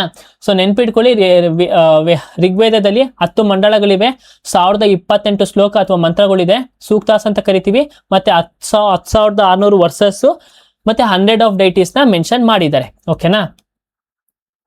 ಈಗ ನೆಕ್ಸ್ಟ್ ಬರೋದು ಯಾವುದು, ಸಮವೇದ ಅದೊಂದು ಓಲ್ಡೆಸ್ಟ್ ಟೆಕ್ಸ್ಟ್ ಆನ್ ಮ್ಯೂಸಿಕ್. ನಾನು ಹೇಳ್ದೆ ಅಲ್ವಾ, ಈಗ ಶ್ಲೋಕ ಹೇಳ್ಬೇಕಾರೆ ಬ್ರಾಹ್ಮಣರು ಆಡಾಡ್ತಾರಲ್ವಾ, ಮ್ಯೂಸಿಕ್ ಹೇಳ್ಬರ್ತಾರೆ ಅಥವಾ ಮೆಲೋಡಿಸ್ ನ ಚಾಂಟ್ ಮಾಡ್ತಾರಲ್ವಾ. ಇದು ಅಂದ್ರೆ ಎಕ್ಸಾಂಪಲ್ ದೇವ್ರಿಗೆ ಹೇಳ್ಬೇಕಾದ್ರೆ ಮಂತ್ರ ಆಗಿರ್ಬೋದು, ಮಂತ್ರ ತರ ಹಾಡು ಹೇಳ್ಬೋದು, ಅದನ್ನೆಲ್ಲ ಎಲ್ಲಿ ಮೆನ್ಷನ್ ಆಗಿರುತ್ತೆ, ಸಮವೇದದಲ್ಲಿ ಮೆನ್ಷನ್ ಆಗಿರುತ್ತೆ. ಈ ಸಮವೇದದಲ್ಲಿ 2 ಉಪನಿಷತ್ ಇಂಪಾರ್ಟೆಂಟ್ ಆಗಿರುತ್ತೆ. ಯಾವುದು ಅಂತ ಅಂದ್ರೆ ಚಂಡೋಗ್ಯ ಮತ್ತೆ ಕೆಣ್ ಉಪನಿಷತ್ ಇದ್ರೊಳಗೆ ಕಂಪೋಸ್ ಮಾಡಿರ್ತಾರೆ ಸಮವೇದದಲ್ಲಿ. ಈಗ ನೆಕ್ಸ್ಟ್ ಬರೋದು ಯಜುರ್ವೇದ ಅಂದ್ರೆ ಕಲೆಕ್ಷನ್ ಆಫ್ ಮಂತ್ರಾಸ್. ಈಗ ಹೋಮ ಮಾಡ್ಬೇಕಾರೆ ಕಂಟಿನ್ಯೂಸ್ ಆಗಿ ನಾನ್ ಸ್ಟಾಪ್ ಶ್ಲೋಕ ಹೇಳ್ತಾರಲ್ವಾ, 28 ಅವರು 48 ಅವರು, ಅದನ್ನೆಲ್ಲ ಎಲ್ಲಿ ಮೆನ್ಷನ್ ಆಗಿರುತ್ತೆ, ಯಜುರ್ವೇದದಲ್ಲಿ ಮೆನ್ಷನ್ ಆಗಿರುತ್ತೆ. ನೆಕ್ಸ್ಟ್ ಇದ್ರೊಳಗೆ ಇವೆಲ್ಲ ಏನ್ ಅಷ್ಟು ಇಂಪಾರ್ಟೆಂಟ್ ಇಲ್ಲ, ಜಸ್ಟ್ ನೆನ್ಪಿಟ್ಕೋಬೇಕು. ಯಜುರ್ವೇದ ಅಂದ್ರೆ ಏನು, ಸಮವೇದ ಅಂದ್ರೆ ಏನು ಅಂತ. ನೆಕ್ಸ್ಟ್ ಈಗ ಅಥರ್ವ ವೇದ ಅಂತ ಬರುತ್ತೆ. ಅಥರ್ವ ವೇದ ಅಂದ್ರೆ ಏನು, ನಾವೇನ್ ಹೇಳಿದ್ವಿ, ನಾವು ಮುಂಚೆನೆ ಹೇಳಿದ್ದೆ, ಬ್ಲ್ಯಾಕ್ ಮ್ಯಾಜಿಕ್ ಅಂತ ಕರಿತೀವಿ. ಮಂತ್ರ ಕುತಂತ್ರ, ಕೊಳ್ಳೆಗಾಲದಲ್ಲಿ ಮಾಟ ಮಂತ್ರ ಮಾಡಿಸ್ತಾರೆ ಅಂತ ಇದೆಲ್ಲ ಹೇಳ್ತೀವಲ್ಲ, ಅದೆಲ್ಲ ನಾವೇನು ಯಾವೊಂದು ಇದ್ರೊಳಗೆ ಮೆನ್ಷನ್ ಆಗಿರುತ್ತೆ, ಅಥರ್ವ ವೇದದಲ್ಲಿ ಮೆನ್ಷನ್ ಆಗಿದೆ. ಮತ್ತೆ ಇದ್ರೊಳಗೂ ಇಂಪಾರ್ಟೆಂಟ್ ಉಪನಿಷತ್ ಬರುತ್ತೆ, ಮುಂಡಕ್ ಉಪನಿಷತ್ ಬರುತ್ತೆ, ಮಹಾ ಉಪನಿಷತ್. ಇದು ಮಹಾ ಉಪನಿಷತ್ ಏನ್ ಹೇಳುತ್ತೆ, ವಸುದೈವ ಕುಟುಂಬಕಂ ಅಂತ ಹೇಳ್ತಾರೆ. ವಸುದೈವ ಕುಟುಂಬಕ್ ಥೀಮ್ ನಾವ್ ಯಾವ ತರ ತಗೊಂಡಿದ್ವಿ, G20 ಅಲ್ಲಿ ತಗೊಂಡಿದ್ವಿ. ಯಾವಾಗ ನಮ್ ಇಂಡಿಯಾ ಹಾಸ್ಟ್ ಮಾಡಿದಾಗ ನಾವ್ ಏನ್ ಟ್ಯಾಗ್ಲೈನ್ ಕೊಟ್ಟಿದ್ವಿ, ವಸುದೈವ ಕುಟುಂಬಕಂ ಅಂತ ಕೊಟ್ಟಿದ್ವಿ. ಅಂದ್ರೆ ಇಡೀ ವರ್ಲ್ಡ್ ಒಂದು ಫ್ಯಾಮಿಲಿ ತರ ಅಂತ. ಓಕೆನಾ. ಸೊ ಅದು ಎಲ್ಲಿ ಯಾವೊಂದು ವೇದದಲ್ಲಿ ಮೆನ್ಷನ್ ಆಗಿರುತ್ತೆ, ಅಥರ್ವ ವೇದದಲ್ಲಿ, ಆ ಒಂದು ವೇದದಲ್ಲಿ ಉಪನಿಷದಲ್ಲಿ ಮೆನ್ಷನ್ ಆಗಿರುತ್ತೆ, ಸರಿನಾ. ನಾನು ಇಲ್ಲಿ ಕ್ವಿಕ್ ರಿವಿಷನ್ ಅಂತ ಕೊಟ್ಟಿದ್ದೀನಿ. ನೀವು ನೆಕ್ಸ್ಟ್ PDF ಓದ್ಬೇಕಾದ್ರೆ ಎರಡನೇ ಸಲ ರಿವಿಷನ್ ಮಾಡ್ಬೇಕಾದ್ರೆ ಕ್ವಿಕ್ ರಿವಿಷನ್ ನೋಡ್ಕೊಂಡ್ರೆ ಸಾಕು. ಇದ್ರ ಬಗ್ಗೆ ಏನೇನೈತೆ ಅದೆಲ್ಲ 1 ಲೈನ್ ಅಲ್ಲಿ ಕೊಟ್ಟಿದ್ದೀನಿ. ಈಗ ಆ ಒಂದು ವೇದಾಸ್ ಎಲ್ಲ ನಾಲೆಜ್ ಅಂತ ನಾನು ಮಾತಾಡಿದ್ವಿ. ಈ ನಾಲೆಜ್ ಅಲ್ಲಿ 6 ಸ್ಕೂಲ್ಸ್ ಆಫ್ ಫಿಲಾಸಫಿ ಬರುತ್ತೆ. ಓಕೆನಾ. ವೇದಾಸ್ ಅಲ್ಲಿ ಏನ್ ಬರುತ್ತೆ, 6 ಸ್ಕೂಲ್ಸ್ ಆಫ್ ಫಿಲಾಸಫಿ ಬರುತ್ತೆ. ನಮ್ಗೆ ಗೊತ್ತಿರ್ಬೇಕು ಯಾವ್ದು 6 ಸ್ಕೂಲ್ ಅಂತ. 3 ಇಂದ 4 ಸಲ ಓದಿ ಬಯಟ್ ಮಾಡ್ಕೊಳುತ್ತೆ. ಒಂದು ಸಮ್ಯಕ, ಯಾರು ಪ್ರಪೋನ್ ಮಾಡಿರ್ತಾರೆ, ಕಪಿಲ. ನೆಕ್ಸ್ಟ್ ನ್ಯಾಯ, ಗೌತಮ ಪ್ರಪೋನ್ ಮಾಡಿರ್ತಾರೆ. ವೈಶೇಷಿಕ, ಕನ್ನಡ, ಯೋಗ, ಪತಾಂಜಲಿ, ಉತ್ತರ ಮೀಮಾಂಸಾ, ಭದ್ರಾಯಣ, ಪೂರ್ವ ಮೀಮಾಂಸಾ, ಜೈಮಿನಿ. ಇದು 6 ಸ್ಕೂಲ್ಸ್ ಆಫ್ ಫಿಲಾಸಫಿ. ಈ ಯಾವ್ದು 6 ಸ್ಕೂಲು ಮತ್ತೆ ಇದ್ರ ಪ್ರಪೋನ್ ಮಾಡಿರೋರು ಯಾರು. ಓಕೆನಾ. ಇದ್ರೊಳಗೆ ಓಲ್ಡೆಸ್ಟ್ ಸ್ಕೂಲ್ ಆಫ್ ಫಿಲಾಸಫಿ ಯಾವುದು, ಸಮ್ಯಕ ಅಂತ ಕರಿತೀವಿ. ನೆಕ್ಸ್ಟ್ ಈಗ ವೇದಾಸ್ ಆಯ್ತು. ಈಗ ವೇದಾಂಗಸ್ ಅಂದ್ರೆ ಏನು ಅಂತ ನೋಡೋಣ. ವೇದಾಂಗಸ್ ಅಂದ್ರೆ ಏನು, ಈ ವೇದಗಳನ್ನ ಅರ್ಥ ಮಾಡ್ಕೊಳ್ಳಕ್ಕೆ ನಮ್ಗೆ ಏನಾದ್ರು ಒಂದು ಟೂಲ್ಸ್ ಬೇಕಲ್ವಾ, ಅದನ್ನ ವೇದಾಂಗಸ್ ಅಂತ ಕರಿತೀವಿ. ಫಾರ್ ಎಕ್ಸಾಂಪಲ್ ಇವಾಗ ನಾವು NTPC ಆಗಿರ್ಬೋದು, ಯಾವ್ದಾದ್ರು ಎಕ್ಸಾಮ್ ಓದ್ಕೊಳ್ಳಕ್ಕೆ ನಮ್ಮ ಪೋರ್ಷನ್ಸ್ ನ ಕವರ್ ಮಾಡಕ್ಕೆ ಯೂಟ್ಯೂಬ್ ಅಲ್ಲಿ ಇವಾಗ ಕ್ಲಾಸ್ ಕೇಳ್ತಿದೀವಿ. ಈ ಕ್ಲಾಸ್ ನಮ್ಗೇನು ಒಂದು ಟೂಲ್, ಏನಕ್ಕೆ, ನಾವು ಓದಕ್ಕೆ. ಅದೇ ತರನೇ ಈಗ ವೇದಾಸ್ ನ ಅರ್ಥ ಮಾಡ್ಕೊಳ್ಳಕ್ಕೆ ವೇದಾಂಗಸ್ ಒಂದು ಟೂಲ್ಸ್ ಆಗಿ ಯೂಸ್ ಮಾಡ್ತೀರಿ. ಓಕೆನಾ. ಇಲ್ಲಿ 6 ವೇದಾಂಗಗಳಿರುತ್ತೆ. ಶಿಕ್ಷಾ, ಕಲ್ಪ, ವ್ಯಾಕರಣ, ನಿರುಕ್ತಿ, ಜ್ಯೋತಿ, ಛಂದ್ ಅಂತ ಕರಿತೀವಿ. ಈ 6 ವೇದಾಂಗಗಳು ಸಬ್ಜೆಕ್ಟ್ ವೈಸ್ ಆಗಿ ಡಿವೈಡ್ ಆಗಿರುತ್ತೆ. ಯಾಕೆ, ವೇದಗಳನ್ನ ಅರ್ಥ ಮಾಡ್ಕೊಳ್ಳಕ್ಕೆ. ಓಕೆನಾ. ಶಿಕ್ಷಾ ಏನ್ರ ಬಗ್ಗೆ ಮಾತಾಡುತ್ತೆ, ಸ್ಟಡಿ ಆಫ್ ಫೋನಿಟಿಕ್ಸ್ ಬಗ್ಗೆ. ಕಲ್ಪ ಸ್ಟಡಿ ಆಫ್ ಪ್ರಾಕ್ಟೀಸಸ್. ವ್ಯಾಕರಣ ಬಗ್ಗೆ ಕ್ವಶನ್ಸ್ ಕೇಳಿದ್ದಾರೆ. ಓಕೆನಾ. ವ್ಯಾಕರಣ ಒಂದು ವೇದಾಂಗ, ಯಾವ್ದಕ್ಕೆ ರಿಲೇಟೆಡ್ ಅಂದ್ರೆ ಟು ಸ್ಟಡಿ ಆಫ್ ಗ್ರಾಮರ್. ಅಂದ್ರೆ ವ್ಯಾಕರಣ ಅಂದ್ರೇನು, ಗ್ರಾಮರ್ ನ ಕಲಿಯಕ್ಕೆ ಅದು ರಿಲೇಟೆಡ್. ನಿರುಕ್ತಿ ಅಂದ್ರೆ ಸ್ಟಡಿ ಆಫ್ ಎಟಮಾಲಜಿ. ಜ್ಯೋತಿ ಅಂದ್ರೆ ಅಥವಾ ಜ್ಯೋತಿಷ್ಯ ಅಂದ್ರೆ study of light or study of astronomy, ಆಸ್ಟ್ರಾಲಜಿನೂ ಆಗುತ್ತೆ. ಮತ್ತೆ ಛಂದ ಅಂತ ಅಂದ್ರೆ ಸ್ಟಡಿ ಆಫ್ ಪೊಯೆಟಿಕ್ ಮ್ಯಾಟರ್ಸ್. ಇದಿಷ್ಟು 6 ವೇದಾಂಗಗಳು ಆಗಿರುತ್ತೆ. ಇದಿಷ್ಟು ನಾವ್ ಏನ್ ಡಿಸ್ಕಸ್ ಮಾಡಿದ್ವಿ ಅಲ್ವಾ, ಇದೆಲ್ಲ ಲಿಟರರಿ ಎವಿಡೆನ್ಸಸ್. ವೇದಿಕ್ ಪೀರಿಯಡ್ ಅಲ್ಲಿ ಸಿಕ್ಕಿದಂತ ಒಂದು ಲಿಟರರಿ ಎವಿಡೆನ್ಸಸ್. ಈಗ ನೆಕ್ಸ್ಟ್ ಈ ಅರ್ಲಿ ವೇದಿಕ್ ಏಜ್ ಅಲ್ಲಿ ಋಗ್ವೇದ ಪೀರಿಯಡ್ ಅಲ್ಲಿ ಹಿಮಾಲಯಸ್ ಅವ್ರು ಸೆಟಲ್ ಆಗಿದ್ದಲ್ಲಿ ನೋಡಿ, ಇಲ್ಲೆಲ್ಲಿ ಸೆಟಲ್ ಆಗಿರೋರು ಹಿಮಾಲಯನ್ ರೀಜನ್ಸ್ ಅಲ್ವಾ ಇದೆಲ್ಲ. ಇಲ್ಲೆಲ್ಲ ಏನು ಹಿಮಾಲಯ ಇತ್ತಲ್ವಾ, ಆ ಹಿಮಾಲಯನ್ ಅವ್ರು ಏನಂತ ಮೆನ್ಷನ್ ಮಾಡಿದ್ದಾರೆ, ಹಿಮಾವತ್ ಅಂತ ಮೆನ್ಷನ್ ಮಾಡಿದ್ದಾರೆ, ಮತ್ತೆ ಹಿಂದೂ ಕುಶ್ ರೇಂಜ್ ಅಂತಾನೂ ಕೂಡ ಮೆನ್ಷನ್ ಮಾಡಿದ್ದಾರೆ. ಸರಿನಾ? ಅದಾದ್ಮೇಲೆ ಅಲ್ಲಿ ಹರಿಯುವಂತ ನದಿಗಳನ್ನ ಅವ್ರು ಏನಂತ ಮೆನ್ಷನ್ ಮಾಡಿದ್ದಾರೆ, ಸಪ್ತಾ ಸಿಂಧು ಅಂತ ಮೆನ್ಷನ್ ಮಾಡಿದ್ದಾರೆ, ಇಲ್ಲಿ ಋಗ್ವೇದದಲ್ಲಿ ಮೆನ್ಷನ್ ಮಾಡಿದ್ದಾರೆ. ಮತ್ತೆ ನೆನ್ಪಿಟ್ಕೊಳ್ಳಿ, ಅರ್ಲಿ ವೇದಿಕ್ ಪೀರಿಯಡ್ ಅಲ್ಲಿ ಬರೀ ಋಗ್ವೇದನ್ ಮಾತ್ರ ಕಂಪೈಲ್ ಮಾಡಿರ್ತಾರೆ. ಲೇಟರ್ ವೇದಿಕ್ ಪೀರಿಯಡ್ ಅಲ್ಲಿ ಸಮವೇದ, ಯಜುರ್ವೇದ, ಅಥರ್ವವೇದನ ಕಂಪೈಲ್ ಮಾಡ್ತಾರೆ. ಸೊ ನಾನು ಇಂಪಾರ್ಟೆಂಟ್ ರಿವರ್ಸ್ ಬಗ್ಗೆ ಹೇಳಿದ್ದೀನಿ. ಮತ್ತೆ ಇಂಪಾರ್ಟೆಂಟ್ ರಿವರ್ಸು ಇವೆಲ್ಲ ಈಗಿನ ನೇಮ್ಸು, ಇಂಡಸ್, ಜೇಲಂ, ಚೆನ್ನಬ್, ರವಿ, ಬೀಸ್, ಸತ್ಲಜ್, ಸರಸ್ವತಿ ಅಂತ ಈಗ present modern day names. But Sanskrit ಅಲ್ಲಿ ಅಥವಾ ವೇದಿಕ್ ಅಲ್ಲಿ ಈ ರಿವರ್ಗಳನ್ನ ಬೇರೆ ಒಂದು ಹೆಸರಿಂದಾನೇ ಕರೀತಿದ್ರು. ಈ ಹೆಸರನ್ನ ನಮ್ಗೆ ನೆನಪಿರ್ಬೇಕು, ಈ ಹೆಸರಿಂದ ನಮ್ಗೆ ಕ್ವಶನ್ಸ್ ಬರುತ್ತೆ. ಸರಿನಾ? ಇಂಡಸ್ ಅಂದ್ರೆ ಏನು, ಸಿಂಧು ಅಂತ ಕರಿತಿದ್ರು, ಜೇಲಂನ ವಿತಾಸ, ಚೆನ್ನಬ್ನ ಅಕ್ಸಿನಿ, ರವಿನ ಪರುಷಿನಿ, ಬೀಸ್ನ ವಿಪಾಸ, ಸತ್ಲಜ್ನ ಸತುದ್ರಿ, ಸರಸ್ವತಿ ಅದೊಂದು ಮೈಥಿಕಲ್ ರಿವರ್ ಆಗಿತ್ತು. ಓಕೆನಾ? ಈ ಇಷ್ಟು ನೇಮ್ಗಳು ಸ್ಯಾನ್ಸ್ಕ್ರಿಟ್ ಅಲ್ಲಿ ಹಿಂಗ್ ಕರಿತಿದ್ರು, ಮತ್ತೆ ಮಾಡ್ರನ್ ಅಲ್ಲಿ ಈ ತರ ನೇಮ್ಸ್ ಆಗಿ ಕರಿತಿದ್ರು. ಓಕೆನಾ? ಇದು ನಮ್ಗೆ ಗೊತ್ತಿರ್ಲೇಬೇಕು. ಸರಿನಾ? ಈಗ ಋಗ್ವೇದದಲ್ಲಿ ಯಾವ ಒಂದು ಇಂಪಾರ್ಟೆಂಟ್ ರಿವರ್ ಆಗಿರುತ್ತೆ, ಇಂಡಸ್ ಒಂದು ಇಂಪಾರ್ಟೆಂಟ್ ರಿವರ್ ಆಗಿರುತ್ತೆ. ಏನಂತ ಮೆನ್ಷನ್ ಮಾಡಿರ್ತಾರೆ, ಸಿಂಧು ಅಂತ ಮೆನ್ಷನ್ ಮಾಡಿರ್ತಾರೆ. ಈ ಎಲ್ಲಾ ಒಂದು ರಿವರ್ನ ಏನಂತ ಕರಿತೀವಿ, ಸಪ್ತ ಸಿಂಧು ಅಂತ ಕರಿತೀವಿ. ಏನು, ಲ್ಯಾಂಡ್ ಆಫ್ 7 ರಿವರ್ಸ್ ಅಥವಾ ಸಪ್ತ ಸಿಂಧು ಅಂತ ಋಗ್ವೇದದಲ್ಲಿ ಮೆನ್ಷನ್ ಮಾಡಿರ್ತಾರೆ. ಈಗ ನೆಕ್ಸ್ಟ್ ಈ ಬ್ಯಾಟಲ್ ಆಫ್ 10 ಕಿಂಗ್ಸ್ ಋಗ್ವೇದದಲ್ಲಿ ಇನ್ನೊಂದು ಮೆನ್ಷನ್ ಮಾಡಿರ್ತಾರೆ, ಬ್ಯಾಟಲ್ ಆಫ್ 10 ಕಿಂಗ್ಸ್ ಅಂತ ಮೆನ್ಷನ್ ಮಾಡಿರುತ್ತೆ. ಯಾರ್ಯಾರ ನಡುವೆ ಯಾಕೆ ಏನು ಆಯ್ತು ಇದು ಯಾವುದು ಇಂಪಾರ್ಟೆಂಟ್ ಅಲ್ಲ. ಈ ಬ್ಯಾಟಲ್ ಆಫ್ 10 ಕಿಂಗ್ಸ್ ಎಷ್ಟನೇ ಮಂಡಲದಲ್ಲಿ ಮೆನ್ಷನ್ ಆಗಿದೆ ಅದನ್ನ ಮಾತ್ರ ಎಕ್ಸಾಮ್ ಅಲ್ಲಿ ಕೇಳೋದು. ನೆನ್ಪಿಟ್ಕೊಳ್ಳಿ, ಬ್ಯಾಟಲ್ ಆಫ್ 10 ಕಿಂಗ್ಸ್ ಅಂದ್ರೆ ದಶ್ ರಾಜನ ಯುದ್ಧ ಅಂತ ಕರೀತಾರೆ. ದಶ್ ಅಂದ್ರೆ 10 ರಾಜರ ಯುದ್ಧ ಅಂತ ಇತ್ತು. ಯಾರ್ಯಾರ ನಡುವೆ ಅಂದ್ರೆ ಭರತ ಟ್ರೈಬ್ ಮತ್ತೆ 10 ರಾಜಗಳ ನಡುವೆ ನಡೆಯುತ್ತೆ.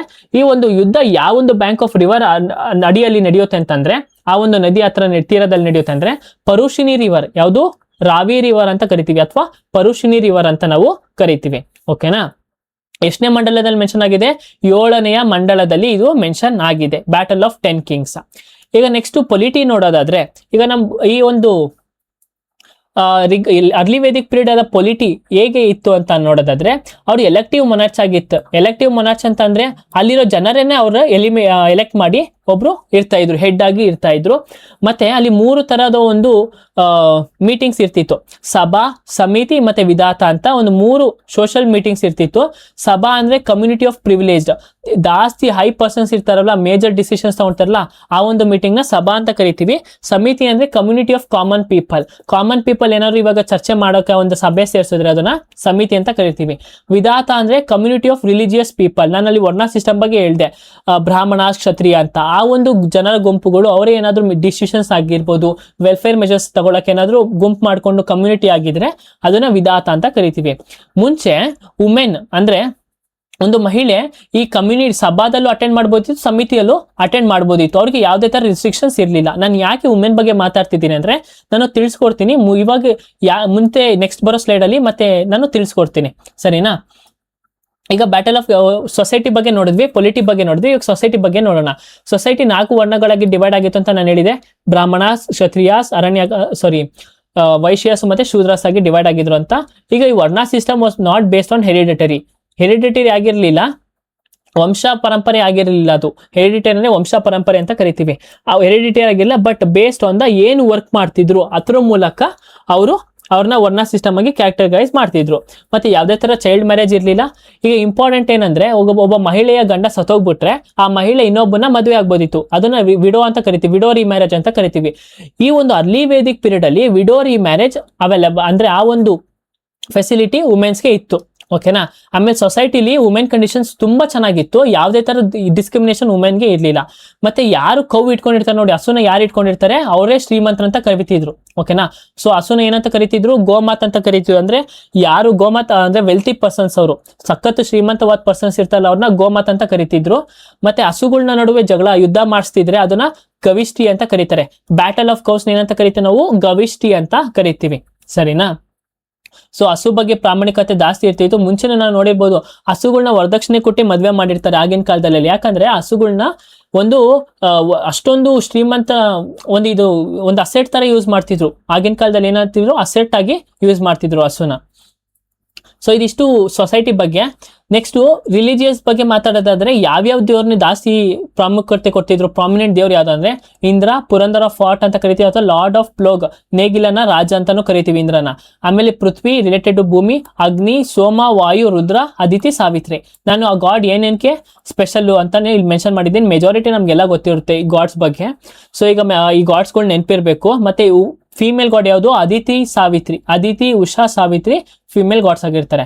ಈಗ ನೆಕ್ಸ್ಟ್ ಯಾವ ತರ ಆರ್ಕಿಟೆಕ್ಚರ್ ಅಥವಾ ಏನಾದ್ರು ಒಂದು ಎವಿಡೆನ್ಸಸ್, ಆರ್ಕಿಯಾಲಜಿಕಲ್ ಎವಿಡೆನ್ಸಸ್ ಇದ್ರೆ ನೋಡಿ, ಈ ಅರ್ಲಿ ವೇದಿಕ್ ಪೀಪಲ್ ಏನ್ ಯೂಸ್ ಮಾಡಿರ್ತಾರೆ, black and red ware pottery, black ಆರ್ಚ್ ಕಲರ್ ಪಾಟರಿ ಅಥವಾ ಬ್ಲಾಕ್ ಅಂಡ್ ರೆಡ್ ವೇರ್ ಪಾಟರಿನೇ ಯೂಸ್ ಮಾಡ್ತಾರೆ. Same as the Indus valley civilisation continue ಆದಂತ ಒಂದು ಪಾಟರಿನೇ ಇವರು ಇಲ್ಲಿ ಯೂಸ್ ಮಾಡ್ತಿರ್ತಾರೆ. ಓಕೆನಾ. ಸೊ ಇದಿಷ್ಟು ಏನಾಗಿರುತ್ತೆ, ಅರ್ಲಿ ವೇದಿಕ್ ಪೀರಿಯಡ್ ಜನರು, ಸೊಸೈಟಿ, ಎಕಾನಮಿ, ಇದಿಷ್ಟು ಅವರ ಒಂದು ಅರ್ಲಿ ವೇದಿಕ್ ಪೀರಿಯಡ್ ಆಗಿ ಇರುತ್ತೆ, ಆ ಒಂದು ರಿಲೇಟೆಡ್ ಆಗಿ ಇರುತ್ತೆ. ಈಗ ನೆಕ್ಸ್ಟ್ ಈ ಅರ್ಲಿ ವೇದಿಕ್ ಪೀರಿಯಡ್ ಇಂದ ಇದೇ ಜನರು ಲೇಟರ್ ವೇದಿಕ್ ಪೀರಿಯಡ್ ಬಂದಾಗ ಅವ್ರೇನಾಗುತ್ತೆ, ಈ ಒಂದು ಜಿಯೋಗ್ರಫಿಕಲ್ ಲೊಕೇಶನ್ ಎಕ್ಸ್ಟೆಂಡ್ ಮಾಡ್ಕೊಂತಾರೆ. ಮೊದಲು ಇಷ್ಟೇ ಇರ್ತಿದ್ರು, ಇವಾಗ ಏನ್ ಮಾಡಿದ್ದಾರೆ, ಉತ್ತರ ಪ್ರದೇಶ, ಬಿಹಾರು ಈ ಕಡೆ ಸೈಡ್ಗೆ ಆ ಒಂದು ಲೊಕೇಶನ್ಸ್ ನ ಎಕ್ಸ್ಪೆಂಡ್ ಮಾಡ್ಕೊಂಡಿದ್ದಾರೆ. ಓಕೆನಾ. ಅವ್ರು ವಾಸ್ತವ ಸ್ಥಳನೇ ಎಕ್ಸ್ಪೆಂಡ್ ಮಾಡಿದ್ದಾರೆ. ಹೇಗೆ ಎಕ್ಸ್ಪ್ಲೇನ್ ಮಾಡಿದ್ರು, ಇಲ್ಲೆಲ್ಲ ಮುಂಚೆ ಕಾಡಿತ್ತಲ್ವಾ, ಗಂಗಾ ಯಮುನಾ ದೋಯಬಲ್ಲೆಲ್ಲ ಏನಿತ್ತು, ಕಾಡಿತ್ತು. ಹೇಗೆ ಎಕ್ಸ್ಪ್ಲೇನ್ ಮಾಡಿದ್ರು ಅಂದ್ರೆ, they use iron for the first time. Iron ಬಳಕೆ ಕಂಡು ಬರುತ್ತೆ ಯಾವಾಗ, ಲೇಟರ್ ವೇದಿಕ್ ಪೀರಿಯಡ್ ಅಲ್ಲಿ ಐರನ್ ಬಳಕೆ ಕಂಡು ಬರುತ್ತೆ. ಸರಿನಾ. ಸೊ ಈಗ ನೋಡೋಣ, ಈಗ ಲೇಟರ್ ವೇದಿಕ್ ಪೀರಿಯಡ್ ಬಂದಾಗ ಎಷ್ಟನೇ time period, 1000 to 600 BCE. So ಈಗ ಯಾವ ಒಂದು ರೀಜನ್ಗೆ ಬರ್ತಾ ಇರೋರು, ಆ ಒಂದು 7 rivers ನ ಬಿಟ್ಬಿಟ್ಟು ಇವಾಗ ಗಂಗಾ ಯಮುನಾ ದೋಯಬ್ಗೆ ಎಕ್ಸ್ಟೆಂಡ್ ಮಾಡ್ಕೊಂಡು ಬರ್ತಾರೆ. ಅಲ್ಲಿ ಸಖತ್ತು ಕಾಡಿರುತ್ತೆ. ಆ ಕಾಡ್ನೆಲ್ಲ ಕ್ಲಿಯರ್ ಮಾಡಕ್ ಏನ್ ಯೂಸ್ ಮಾಡ್ತಾರೆ ಇವರು, ಐರನ್ ವೆಪನ್ಸ್ ಮತ್ತೆ ಹಾರ್ಸಸ್ ನ ಯೂಸ್ ಮಾಡಿರ್ತಾರೆ. ಸರಿನಾ. ಮತ್ತೆ ಈ ಒಂದು ಲೇಟರ್ ವೇದಿಕ್ ಪೀರಿಯಡ್ ಅಲ್ಲಿ ಅದರ್ 3 ವೇದಾಸ್, ಋಗ್ವೇದ ಮುಂಚೆನೆ ಕಂಪೋಸ್ ಮಾಡಿರ್ತಾರೆ.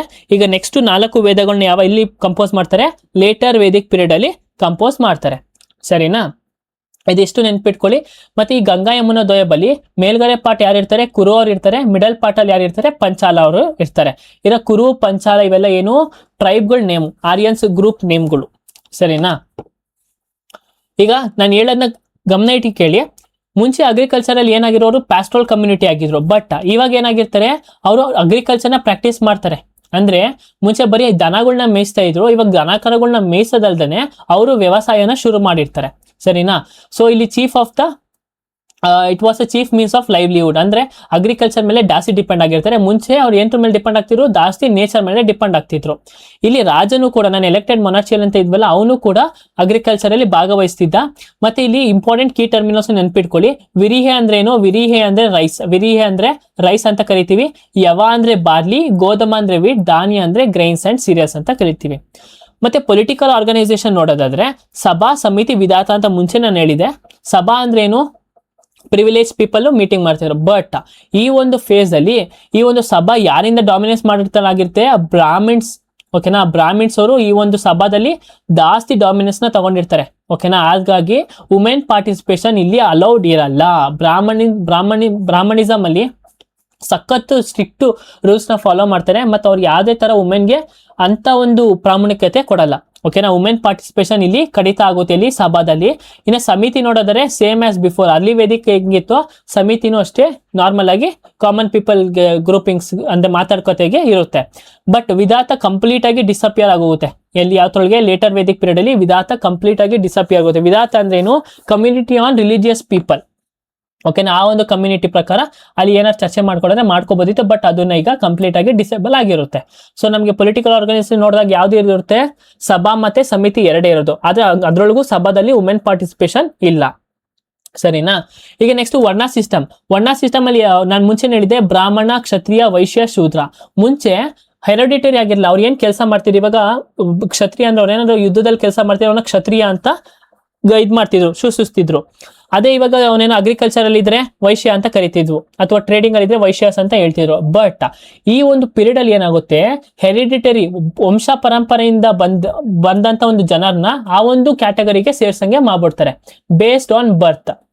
ಸೊ ಫಾರ್ ಎಕ್ಸಾಂಪಲ್ ಈಗ ಸೂದ್ರಾಸ್, ಈಗ ಅವರು ಮ್ಯಾನ್ಯುವಲ್ ವರ್ಕಿಂಗ್ ಮಾಡ್ತಿದ್ರು, ಚರಂಡಿ ಕ್ಲೀನ್ ಮಾಡಾಗಿರೋ ಅದೆಲ್ಲ ಸೂದ್ರಾಸ್ ಅಂತ ಕರಿತಿದ್ವು. ಫಾರ್ ಎಕ್ಸಾಂಪಲ್ ಇವಾಗ ಮುಂಚೆ ಒಂದು ಹುಡುಗ ಒಂದು ಮಗು ಹುಟ್ಟುತ್ತೆ, ಶೂದ್ರ ಫ್ಯಾಮಿಲಿ ಒಂದು ಮಗು ಹುಟ್ಟುತ್ತೆ, ಆ ಮಗು ಯಾವ ಕೆಲಸ ಮಾಡಿಲ್ಲ ಅಂದ್ರೆ ಅವನು ಶೂದ್ರ ಅಂತಾನೆ ಕರೆಯಕ್ಕೆ ಶುರು ಮಾಡ್ತಾನೆ.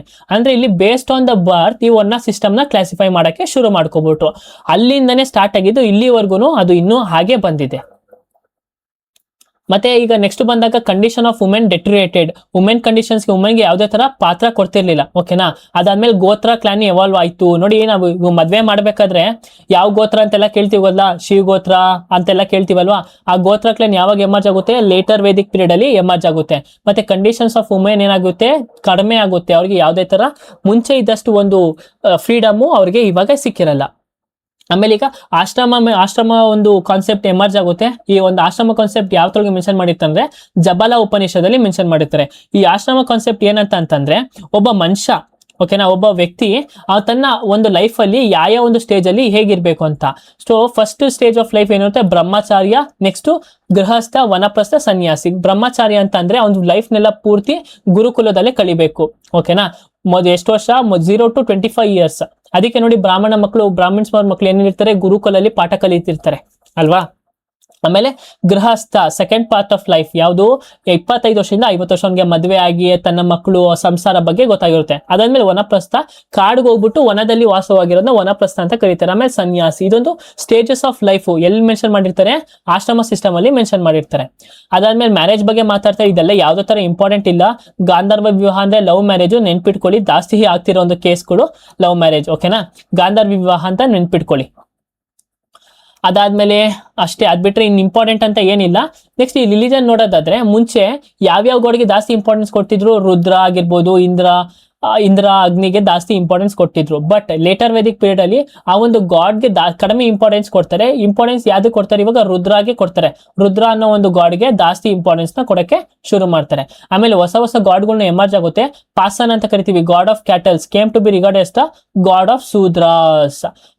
ಪಾಸನ್ ಅಂತ ಕರಿತೀವಿ. ಮತ್ತೆ ಪ್ರಜಾಪತಿ, ಕ್ರಿಯೇಟರ್ ಆಫ್ ಯೂನಿವರ್ಸ್, ಯಾರು, ಪ್ರಜಾಪತಿ. ಇವನ್ನೆಲ್ಲ ಹೊಸ ಗಾಡ್ಗಳು ಎಮರ್ಜ್ ಆಗುತ್ತೆ ಯಾವಾಗ, ಲೇಟರ್ ವೇದಿಕ್ ಪೀರಿಯಡ್ ಅಲ್ಲಿ. ಮತ್ತೆ ಐಡಲ್ ವರ್ಷಿಪ್, ಮುಂಚೆ ಯಾವ್ದೇ ತರ ವಿಗ್ರಹಗಳನ್ನ ವರ್ಷಿಪ್ ಮಾಡ್ತಿರಲ್ಲ, ಇಲ್ಲಿ ಐಡಲ್ ವರ್ಷಿಪ್ ನ ಮಾಡ್ತಾರೆ. ಅದಾದ್ಮೇಲೆ ಈ ಯಜುರ್ವೇದದಲ್ಲಿ ನಾನು ಹೇಳಿದ್ದೆ, ಮಂತ್ರ ಸ್ಯಾಕ್ರಿಫೈಸ್ ಎಲ್ಲ ಮಾಡ್ತಾರೆ ಅಂತ. ಈ ಮಂತ್ರ ಸ್ಯಾಕ್ರಿಫೈ ಮಾಡ್ಬೇಕಾದ್ರೆ ಅದಕ್ಕೊಂದು ನೇಮ್ ಕೊಡ್ತಾರೆ, ಏನು, ಅಶ್ವಮಾಧ ಯಜ್ಞ, ರಾಜಸೂರ್ಯ ಸ್ಯಾಕ್ರಿಫೈ, ರಜೋಪಯ ಯಜ್ಞ ಅಂತ. ಸೊ ಆ ತರ ಒಂದು ಯಜ್ಞಗಳು ಯಾವಾಗ ಫಾರ್ಮ್ ಆಯ್ತು, ಲೇಟರ್ ವೇದಿಕ್ ಏಜ್ ಅಲ್ಲಿ ಫಾರ್ಮ್ ಆಯ್ತು, ಓಕೆನಾ. ಅದನ್ನ ಯಜ್ಞಾಸ್ ಅಂತ ಕರಿತೀವಿ. ಸೊ ಇದಿಷ್ಟು ಪೂರ್ತಿ ಲೇಟರ್ ವೇದಿಕ್ ಮತ್ತೆ ಅರ್ಲಿ ವೇದಿಕ್ ಪೀರಿಯಡ್ ಬಗ್ಗೆ. ಮತ್ತೆ ಲೇಟರ್ ವೇದಿಕ್ ಪೀರಿಯಡ್ ಅಲ್ಲಿ ಯಾವ ಒಂದು ಪಾಟರಿನ ಯೂಸ್ ಮಾಡಿರ್ತಾರೆ, ಗ್ರೇ ಕಲರ್ ಪಾಟರಿನ ಯೂಸ್ ಮಾಡ್ತಾರೆ. ನೋಡಿ, ಈ ತರ ಕಲರ್ ಪಾಟರಿನ ಯೂಸ್ ಮಾಡ್ತಾರೆ. ಈಗ ಕಂಪಾರೇಬಲ್ ಮಾಡಿದ್ರೆ ಅರ್ಲಿ ವೇದಿಕ್ ಪೀರಿಯಡ್ ಪೀಪಲ್ ಯಾವ್ದ್ರ ಮೇಲೆ ಡಿಪೆಂಡ್ ಆಗಿರ್ತಾರೆ, ಫಸ್ಟ್ ಅವರು ಪ್ಯಾಸ್ಟ್ರಲ್ ಕಮ್ಯುನಿಟಿ ಅಂದ್ರೆ ದನ ಕರುಗಳನ್ನ ಸಾಕ್ತಿರ್ತಾರೆ, ಅಂದ್ರೆ ಮೇಯಿಸ್ತಿರ್ತಾರೆ. ಅದಾದ್ಮೇಲೆ ಲೇಟರ್ ವೇದಿಕ್ ಪೀಪಲ್ ಯಾವ್ದ್ರ ಮೇಲೆ ಡಿಪೆಂಡ್ ಆಗಿರ್ತಾರೆ, ಅಗ್ರಿಕಲ್ಚರ್ ಮೇಲೆ ಡಿಪೆಂಡ್ ಆಗಿರ್ತಾರೆ. ಮುಂಚೆ ವುಮೆನ್ ಕಂಡೀಷನ್ ಚೆನ್ನಾಗಿತ್ತು, ಇವಾಗ ವುಮೆನ್ ಕಂಡೀಷನ್ ಚೆನ್ನಾಗಿಲ್ಲ. ವರ್ಣ system was based on profession. ನಾನು ಕೆಲಸ ಮಾಡ್ತಿದ್ರೆ ಆ ವರ್ಣಕ್ಕೆ ನೀನು ಸೇರಿದವನು ಅಂತ ಹೇಳ್ತಾರೆ. ಆದ್ರೆ ಈಗ ವರ್ಣ ಸಿಸ್ಟಮ್ ಏನಾಗಿರುತ್ತೆ, ನೀನು ಎಲ್ಲಿ ಆ ಒಂದು ಮನೆತನದಿಂದ ಹುಟ್ಟಿದ್ರೆ ನೀನು ಆ ವರ್ಣನೆ ಅಂತ ಡಿಸೈಡ್ ಮಾಡೋ ತರ ರೇಂಜಿಗೆ ಬಂದ್ಬಿಡ್ತಾರೆ ಜನ. ಮುಂಚೆ ಐಡಲ್ ವರ್ಷಪ್ ಮಾಡ್ತಿರಲ್ಲ, ಇಲ್ಲಿ ಐಡಲ್ ವರ್ಷಪ್ ಸ್ಟಾರ್ಟ್ ಮಾಡಿರ್ತಾರೆ. ಮುಂಚೆ ಆ ಒಂದು ಅರ್ಲಿ ವೇದಿಕ್ ಪೀರಿಯಡ್ ಅಲ್ಲಿ ಋಗ್ವೇದನ ಕಂಪೋಸ್ ಮಾಡಿದ್ರು. ಬಟ್ ಲೇಟರ್ ವೇದಿಕ್ ಪೀರಿಯಡ್ ಅಲ್ಲಿ ಸಮವೇದ, ಯಜುರ್ವೇದ, ಅಥರ್ವ ವೇದನ ಕಂಪೋಸ್ ಮಾಡ್ತಾರೆ. ಫುಲ್ ಇಷ್ಟು ಏನೋ ಇದೆಲ್ಲ ವೇದಿಕ್ ಪೀರಿಯಡ್ ಬಗ್ಗೆ, ಓಕೆನಾ. ಇದಿಷ್ಟು ವೇದಿಕ್ ಪೀರಿಯಡ್ ಬಗ್ಗೆ. ಸೊ ನಾವಿಲ್ಲಿ ಕಂಪ್ಲೀಟ್ ಆಗಿ ನೋಡಿದೀವಿ. ಈ ವೇದಿಕ್ ಪೀರಿಯಡ್ ಬಗ್ಗೆ ಮಾತಾಡೋದಾದ್ರೆ ಇಲ್ಲಾಂದ್ರೂ ಒಂದು 3 ಇಂದ 4 ಅವರ್ ಮಾತಾಡ್ಬೋದು, ಓಕೆನಾ. ಬಟ್ ನಾನು ಇಲ್ಲಿ ಆದಷ್ಟು ಎಷ್ಟು ಆಗುತ್ತೋ ಅಷ್ಟು ಟ್ರೈ ಮಾಡಕ್ಕೆ ಮಾಡಿದ್ದೀನಿ. ಇನ್ನು ಕ್ವಶನ್ಸ್ ನೋಡೋಣ. ಪ್ರಾಚೀನ ಭಾರತದಲ್ಲಿ ಅತ್ಯಂತ ಹಳೆಯ ಗ್ರಂಥ ಯಾವುದು? Which of the following is the oldest text of ancient India? Ancient India ಹಳೆಯ ಟೆಕ್ಸ್ಟ್ ಯಾವುದು? ನಾನು ಹೇಳಿದ್ದೀನಿ ಋಗ್ವೇದ. ಕ್ವಶನ್ಸ್ ಋಗ್ವೇದ ಜಾಸ್ತಿ ಬರೋದು. ಅತ್ಯಂತ ಪ್ರಾಚೀನ ವೇದವಾದ ಋಗ್ವೇದವು ಸುಮಾರು ಡ್ಯಾಶ್ ವರ್ಷಗಳಿಂದ ರಚಿಸಲ್ಪಟ್ಟಿತು. The oldest Veda in the Rigveda compose about dash years ago. ಎಷ್ಟು ವರ್ಷದಿಂದ ಕಂಪೋಸ್ ಆಗಿತ್ತು ಅಂದ್ರೆ, ಮುಂಚೆ ನಾನು ಹೇಳೋದು ಮಾಡ್ತಿದ್ದೆ, 3500 ವರ್ಷಗಳ ಇಯರ್ಸ್ ಮುಂಚೆ ಇದು ಕಂಪೋಸ್ ಆಗಿದೆ. ನೋಡಿ, ನಾವು ಹೇಳೋದು ಮರ್ತರೂ ಕ್ವಶನ್ ಅಲ್ಲಿ ಸಿಗುತ್ತೆ, ಓಕೆನಾ. ಅದಕ್ಕೆ PYQ ಎಷ್ಟು ಇಂಪಾರ್ಟೆಂಟ್ ಅಂತ ಅನ್ನೋದು. India was named Bharat after the Bharat clan ಅಂದ್ರೆ ಏನು, ಟ್ರೈಬ್, ಅದೊಂದು ಗುಂಪು. In which of the following Vedas is the first clan first mentioned? Bharat ದೇಶಕ್ಕೆ ಭಾರತ ಎಂಬ ಹೆಸರು ಭರತ ಕುಲದ ಹೆಸರಿನಿಂದ ಬಂದಿದೆ. ಈ ಕುಲದ ಮೊದಲ ಉಲ್ಲೇಖ ಯಾವ ವೇದದಲ್ಲಿ ಕಂಡು ಬರುತ್ತದೆ? ಭರತ ಟ್ರೈಬ್ ನಲ್ಲಿ ಮೆನ್ಷನ್ ಮಾಡಿರ್ತಾರೆ, ಋಗ್ವೇದದಲ್ಲಿ ಮೆನ್ಷನ್ ಮಾಡಿರ್ತಾರೆ. ನೆನ್ಪಿಟ್ಕೊಳ್ಳಿ, battle of 10 kings, how many stages of life did the early Hindu philosophy determine? Hindu ಫಿಲಾಸಫಿಲಿ ಎಷ್ಟು ಯಾವ ಒಂದು ಸ್ಟೇಜಸ್ ಆಫ್ ಲೈಫ್ ಇರುತ್ತೆ ಅಂತಂದ್ರೆ based on the ashrama system ಅಲ್ಲಿ 4 ಸ್ಟೇಜ್ ನ ನೋಡಿದ್ವಿ. ಯಾವುದು? ಬ್ರಹ್ಮಚಾರ್ಯ, ಗೃಹಸ್ಥ, ವನಪ್ರಸ್ಥ, ಸನ್ಯಾಸಿ ಅಂತ. ಎಷ್ಟು ಸ್ಟೇಜ್ ಆಗಿ ಡಿವೈಡ್ ಮಾಡಿದ್ದಾರೆ ಅಂದ್ರೆ 4 ಸ್ಟೇಜ್ ಆಗಿ ಈ ಒಂದು ಲೈಫ್ ನ ಡಿವೈಡ್ ಮಾಡಿದ್ದಾರೆ. The early Vedic economy was primarily based on dash activity. ಆರಂಭಿಕ ವೈದಿಕ ಆರ್ಥಿಕ ವ್ಯವಸ್ಥೆಯ ಪ್ರಮುಖವಾಗಿ ಡ್ಯಾಶ್ ಚಟುವಟಿಕೆ ಈ ಮೇಲಿನ ಆಧಾರಿತವಾಯಿತು. ಅರ್ಲಿ ವೇದಿಕ್ ಏಜ್ ಅಲ್ಲಿ ಎಕಾನಮಿ ಯಾವ್ದ್ರ ಮೇಲೆ ಡಿಪೆಂಡ್ ಆಗಿದ್ದು? ಅದು ಪ್ಯಾಸ್ಟ್ರೋಲ್ ಕಮ್ಯುನಿಟಿ ಆಗಿತ್ತು. ಏನು? ಪ್ಯಾಸ್ಟ್ರೋಲ್ ಕಮ್ಯುನಿಟಿ ಆಗಿದ್ದು. ಪ್ಯಾಸ್ಟ್ರೋಲ್ ಕಮ್ಯುನಿಟಿ ಅಂದ್ರೆ ಪಶುಪಾಲನೆ, ದನ ಮೇಯಿಸೋದಾಗಿರೋ ಅದ್ರ ಮೇಲೆ ಡಿಪೆಂಡ್ ಆಗಿರೋ. ಮತ್ತೆ ಟೋಟಲ್ ಆಗಿ ಏನ್ರ ಮೇಲೆ ಡಿಪೆಂಡ್ ಆಗಿರೋರು ನೇಚರ್ ಮೇಲೆನೆ ಡಿಪೆಂಡ್ ಆಗೋಗಿರ್ತಾರೆ. The language of the Aryans text was. ಆರ್ಯರ ಗ್ರಂಥಗಳ ಭಾಷೆ ಯಾವುದು? ಆರ್ಯಗಳ ಗ್ರಂಥ ಭಾಷೆ ಯಾವುದು? ಸ್ಯಾನ್ಸ್ಕ್ರಿಟ್ ಆಗಿರುತ್ತೆ. How many Vedangas are there in total? ಎಷ್ಟು ವೇದಾಂಗಸ್ ಇತ್ತು? ವೇದಾಂಗಸ್ ಎಷ್ಟಿತ್ತು? 6 ವೇದಾಂಗಸ್ ಇತ್ತು. ಯಾವ್ದ್ಯಾವ್ದು? ಮೊದಲನೇದು ಶಿಕ್ಷಾ, ನೆಕ್ಸ್ಟ್ ಕಲ್ಪ, ವ್ಯಾಕರಣ, ನಿರುಕ್ತಿ, ಜ್ಯೋತಿ, ಛಂದ. ಓಕೆ, ಎಷ್ಟು ವೇದಾಂಗ ಇತ್ತು? 6 ವೇದಾಂಗಗಳು ಇತ್ತು. ವೇದಾಂಗಸ್ ಅಂದ್ರೇನು? Tools to understand Vedas. How many mandalas are there in the Rigveda? ಋಗ್ವೇದದಲ್ಲಿ ಎಷ್ಟು ಮಂಡಲ ಇತ್ತು? ನಾನು ಹೇಳಿದ್ದೀನಿ 10 ಮಂಡಲ. 2 to 7 ವೇರ್ ಕ್ರಿಯೇಟೆಡ್ ಫಸ್ಟ್. ಮೊದಲ ನಾವು ಎಷ್ಟು ಮಂಡಲ ಕ್ರಿಯೇಟ್ ಮಾಡ್ತಾರೆ? 2 ಮತ್ತೆ 2ರಿಂದ 7 ಮಂಡಲ ಫಸ್ಟ್ ಕ್ರಿಯೇಟ್ ಮಾಡಿರ್ತಾರೆ, ಮಿಕ್ಕಿದ್ದು ಲಾಸ್ಟ್ ಕ್ರಿಯೇಟ್ ಮಾಡಿರ್ತಾರೆ. The main collection of the Vedic hymns are called. ವೇದ ಮಂತ್ರಗಳ ಪ್ರಮುಖ ಸಂಗ್ರಹಗಳನ್ನು ಡ್ಯಾಶ್ ಎಂದು ಕರೆಯಲಾಗಿತ್ತು. ಕಲೆಕ್ಷನ್ ಆಫ್ ವೇದಿಕ್ ಹೈಮ್ಸ್ ಅಂತ ನಾವೇಂದ್ರು ಕರಿತೀವಿ? ಸಂಹಿತಾಸ್ ಅಂತ ಕರಿತೀವಿ. ಸಂಹಿತಾಸ್. ಓಕೆನಾ? Division of Vedas. ಓಕೆನಾ? ಸೊ ನಾವೇನಂತ ಕರಿತೀವಿ? ಸಂಹಿತಾಸ್ ಅಂತ ಕರಿತೀವಿ. Sanskrit is a part of a family of language known as dash. ಸಂಸ್ಕೃತವು ಡ್ಯಾಶ್ ಎಂದು ಕರೆಯಲ್ಪಡುವ ಭಾಷಾ ಕುಟುಂಬದ ಒಂದು ಭಾಗವಾಗಿದೆ. ಯಾವ ಭಾಷೆ ಸಂಸ್ಕೃತ ಕರಿತೀವಿ ಅಂತಂದ್ರೆ ಇಂಡೋ ಯುರೋಪಿಯನ್ ಲ್ಯಾಂಗ್ವೇಜ್ ಅಂತ ಕರಿತೀವಿ. ಯಾವುದು? ಇಂಡೋ ಯುರೋಪಿಯನ್ ಲ್ಯಾಂಗ್ವೇಜ್ ಅಂತ ನಾವು ಕರಿತೀವಿ. Rigveda is the earliest specimen of. ಋಗ್ವೇದವು ಈ ಕೆಳಗಿನ ಯಾವ ಭಾಷೆಯ ಅತ್ಯಂತ ಪ್ರಾಚೀನ ಮಾದರಿಯಾಗಿದೆ? ಯಾವ್ದ್ರಿಂದ ಬಂದಿದೆ? ಇಂಡೋ ಯುರೋಪಿಯನ್ ಲ್ಯಾಂಗ್ವೇಜ್ ಅಂತ ಕರಿತೀವಿ. ಯಾಕಂದ್ರೆ ಋಗ್ವೇದ ಒಂದು oldest Indo European text. The Rigveda is the holiest of the 4 Vedas consisting of 10 chapters called mandalas of dash hymns and 10,600 verses. ನೋಡಿ, ಡೈರೆಕ್ಟ್ ಕ್ವಶನ್ ಕೊಟ್ಟಿದೆ. ಋಗ್ವೇದವು 4 ವೇದಗಳಲ್ಲಿ ಅತ್ಯಂತ ಪವಿತ್ರವಾದದ್ದು. ಇದರಲ್ಲಿ 10 ಮಂಡಲಗಳು, ಡ್ಯಾಶ್ ಸೂಕ್ತಗಳು ಮತ್ತು 10,600 ಮಂತ್ರಗಳಿವೆ. ಎಷ್ಟು ಸೂಕ್ತಕಗಳಿವೆ? 10 ಮಂಡಲಗಳು ಮತ್ತೆ 1028 ಸೂಕ್ತಕಗಳು, ಮಂತ್ರಗಳು ಇದ್ರೊಳಗೆ ಇವೆ. Who among the following was the senani in the Rigvedic period? ನಾನು ಹೇಳಿದೆ ಇಲ್ಲಿ ನೋಡಿ, ಋಗ್ವೇದ ಪೀರಿಯಡ್ ಅಲ್ಲಿ ಸೊಸೈಟಿ ಹೇಗೆ ಡಿವೈಡ್ ಆಗಿತ್ತು ಅಂದ್ರೆ, ಮೊದಲನೇದು ರಾಜ್ಯ, ಸ್ಟೇಟ್ ಹೇಗೆ ಡಿವೈಡೆಡ್ ಆಗಿತ್ತು ಅಂತಂದ್ರೆ, ಫಸ್ಟ್ ರಾಷ್ಟ್ರ ಆಗಿರುತ್ತೆ. ರಾಷ್ಟ್ರ ಕೆಳಗಡೆ ಜನ ಬರ್ತಾರೆ. ಜನ ಆದ್ಮೇಲೆ ವಿಷ ಬರುತ್ತೆ. ವಿಷ ಆದ್ಮೇಲೆ ಗ್ರಾಮ. ಗ್ರಾಮ ಆದ್ಮೇಲೆ ಕುಲ. ಫಸ್ಟ್ ಕುಲ, ಅದಾದ್ಮೇಲೆ ಗ್ರಾಮ. ಗ್ರಾಮ ಆದ್ಮೇಲೆ ವಿಷ. ವಿಷ ಆದ್ಮೇಲೆ ಜನ. ಜನ ಆದ್ಮೇಲೆ ಯಾರು ಬರ್ತಾರೆ? ರಾಷ್ಟ್ರ ಬರುತ್ತೆ. ಓಕೆನಾ? ಸೊ ಈ ತರ ಆಗಿ ಸೊಸೈಟಿ, ಸ್ಟೇಟ್ ಡಿವೈಡ್ ಆಗಿರುತ್ತೆ. ಸಭಾ ಅಂಡ್ ಸಮಿತಿ. ಒಂದ್ ನಿಮಿಷ ಇರಿ. ಸಮಿತಿ. ಓಕೆನಾ? ಈ ತರ ಆಗಿ ಒಂದು ಸ್ಟೇಟ್ ಡಿವೈಡ್ ಆಗಿರುತ್ತೆ. ಓಕೆನಾ? ಲಾಸ್ಟ್ ಯಾವ್ದು? ಕುಲ ಆಗಿರುತ್ತೆ. ಮತ್ತೆ ಇದ್ರೊಳಗೆ ಇಂಪಾರ್ಟೆಂಟ್ ಆಫೀಸರ್ ಅಂದ್ರೆ ಪುರೋಹಿತ. ಪುರೋಹಿತ ಏನು? ಪ್ರಿಸಿಸ್ಟ್ ಅಂತ ಕರಿತೀವಿ. ಮಂತ್ರ ಆ ಒಂದು ಯಜ್ಞನ ನಡೆಸಿರ್ತಾನೆ ಅವ್ರನ್ನ ಪುರೋಹಿತರ ಅಂತ ಕರಿತೀವಿ. ಅವರು ಪ್ರಿಸಿಸ್ಟ್ ಅಂತ ಕರಿತೀವಿ. ಸೇನಾನಿ. ಸೇನಾನಿ ಅಂದ್ರೆ ಹೆಡ್ ಆಫ್ ಯಾವ್ದಕ್ಕೆ? ಆರ್ಮಿ ಚೀಫ್ಗೆ. Gramani head of village headman. Gramani ಅಂದ್ರೆ ವಿಲೇಜ್ ಹೆಡ್ ಮ್ಯಾನ್ ಅಂತ ನಾವು ಕರಿತೀವಿ. ಗ್ರಾಮಿಣಿ ಅಂತ ಕರಿತೀವಿ. ಸೊ ಈಗ ನಾವು ಯಾವ ಒಂದು ಕ್ವಶನ್ ನೋಡ್ತಿದ್ವಿ? Who among the following was the senani in the Rigvedic period? Rigvedic period ಅಲ್ಲಿ ಸೇನಾನಿ ಯಾರಾಗಿರ್ತಾರೆ? ವಾರ್ ಹೆಡ್ ಅಥವಾ ಆರ್ಮಿ ಹೆಡ್ ಅಂತ ಕರಿತೀವಿ. ಆರ್ಮಿ ಹೆಡ್ ಅಥವಾ ವಾರ್ ಹೆಡ್. ಆರ್ಮಿ ಹೆಡ್ ಏನಂತ ಕರಿತೀವಿ ನಾವು? ಸೇನಾನಿ ಅಂತ ಕರಿತೀವಿ. ಆಪ್ಷನ್ ಆಗುತ್ತೆ ದ ವಾರ್ ಹೀರೋ ಅಂತ ನಾವು ಕರಿಬಹುದು. ಓಕೆನಾ? ಸೇನಾನಿಯ ಮುಖ್ಯಸ್ಥ, ಯುದ್ಧದ ನಾಯಕ. Asikni which was the part of the Sapta Sindhu is the name of which of the following rivers in the present times? Sapta ಸಿಂಧುವಿನ ಭಾಗವಾಗಿದ್ದ ಅಕ್ಸಿನಿ ಎಂಬುದು ಇಂದಿನ ಯಾವ ನದಿಯ ಹೆಸರು? ಇಂದಿನ ಯಾವ ನದಿಯ ಹೆಸರು ಅಂದ್ರೆ ಚೆನಾಬ್ ರಿವರ್. ಯಾವುದು? ಚೆನಾಬ್ ರಿವರ್ ನ ಕರಿತೀವಿ. ಮತ್ತೆ ಜೇಲಂ ರಿವರ್ ಏನಂತ ಕರಿತೀವಿ? ವಿತಾಸ್ತ ಅಂತ ಕರಿತೀವಿ. ಬೀಸ್ನ ಬಿಪಾಸ, ರವಿನ ಪರುಷಿನಿ ಅಂತ ಕರಿತೀವಿ. Consider the following statements in the context of the Vedas. The Vedas are called Shruti. ವೇದಾಸ್ನ ಶ್ರುತಿ ಅಂತ ಕರಿಬಹುದಾ? ಆಬ್ವಿಯಸ್ಲಿ ಕರಿಬಹುದು. ಯಾಕಂದ್ರೆ ಒಂದು ಜನರೇಷನ್ ಇನ್ನೊಂದು ಜನರೇಷನ್ಗೆ ಅದು ಪಾಸ್ ಆಗುತ್ತೆ. ಶ್ರುತಿ ಅಂತ ಕರಿತೀವಿ, ಮೊದಲನೇದು correct. The Rigveda consists of 10 ಮಂಡಲಾಸ್, 10 ಮಂಡಲಾಸ್ ಇದೆ, ಅದು ಕರೆಕ್ಟು. ಯಾವ್ದು ಇದ್ರೊಳಗೆ ಕರೆಕ್ಟ್ ಅಂತ ಕೇಳಿದ್ದಾರೆ. So both 1 and 2 will be the correct answer. Which of the following Vedas depicts the life of the early Vedic people of India and as a collection of 1028 hymns divided into 10 mandalas? ಯಾವ ವೇದ ಬಗ್ಗೆ ಮಾತಾಡ್ತಿದ್ದಾರೆ? ಋಗ್ವೇದ ಬಗ್ಗೆ ಮಾತಾಡ್ತಿದ್ದಾರೆ.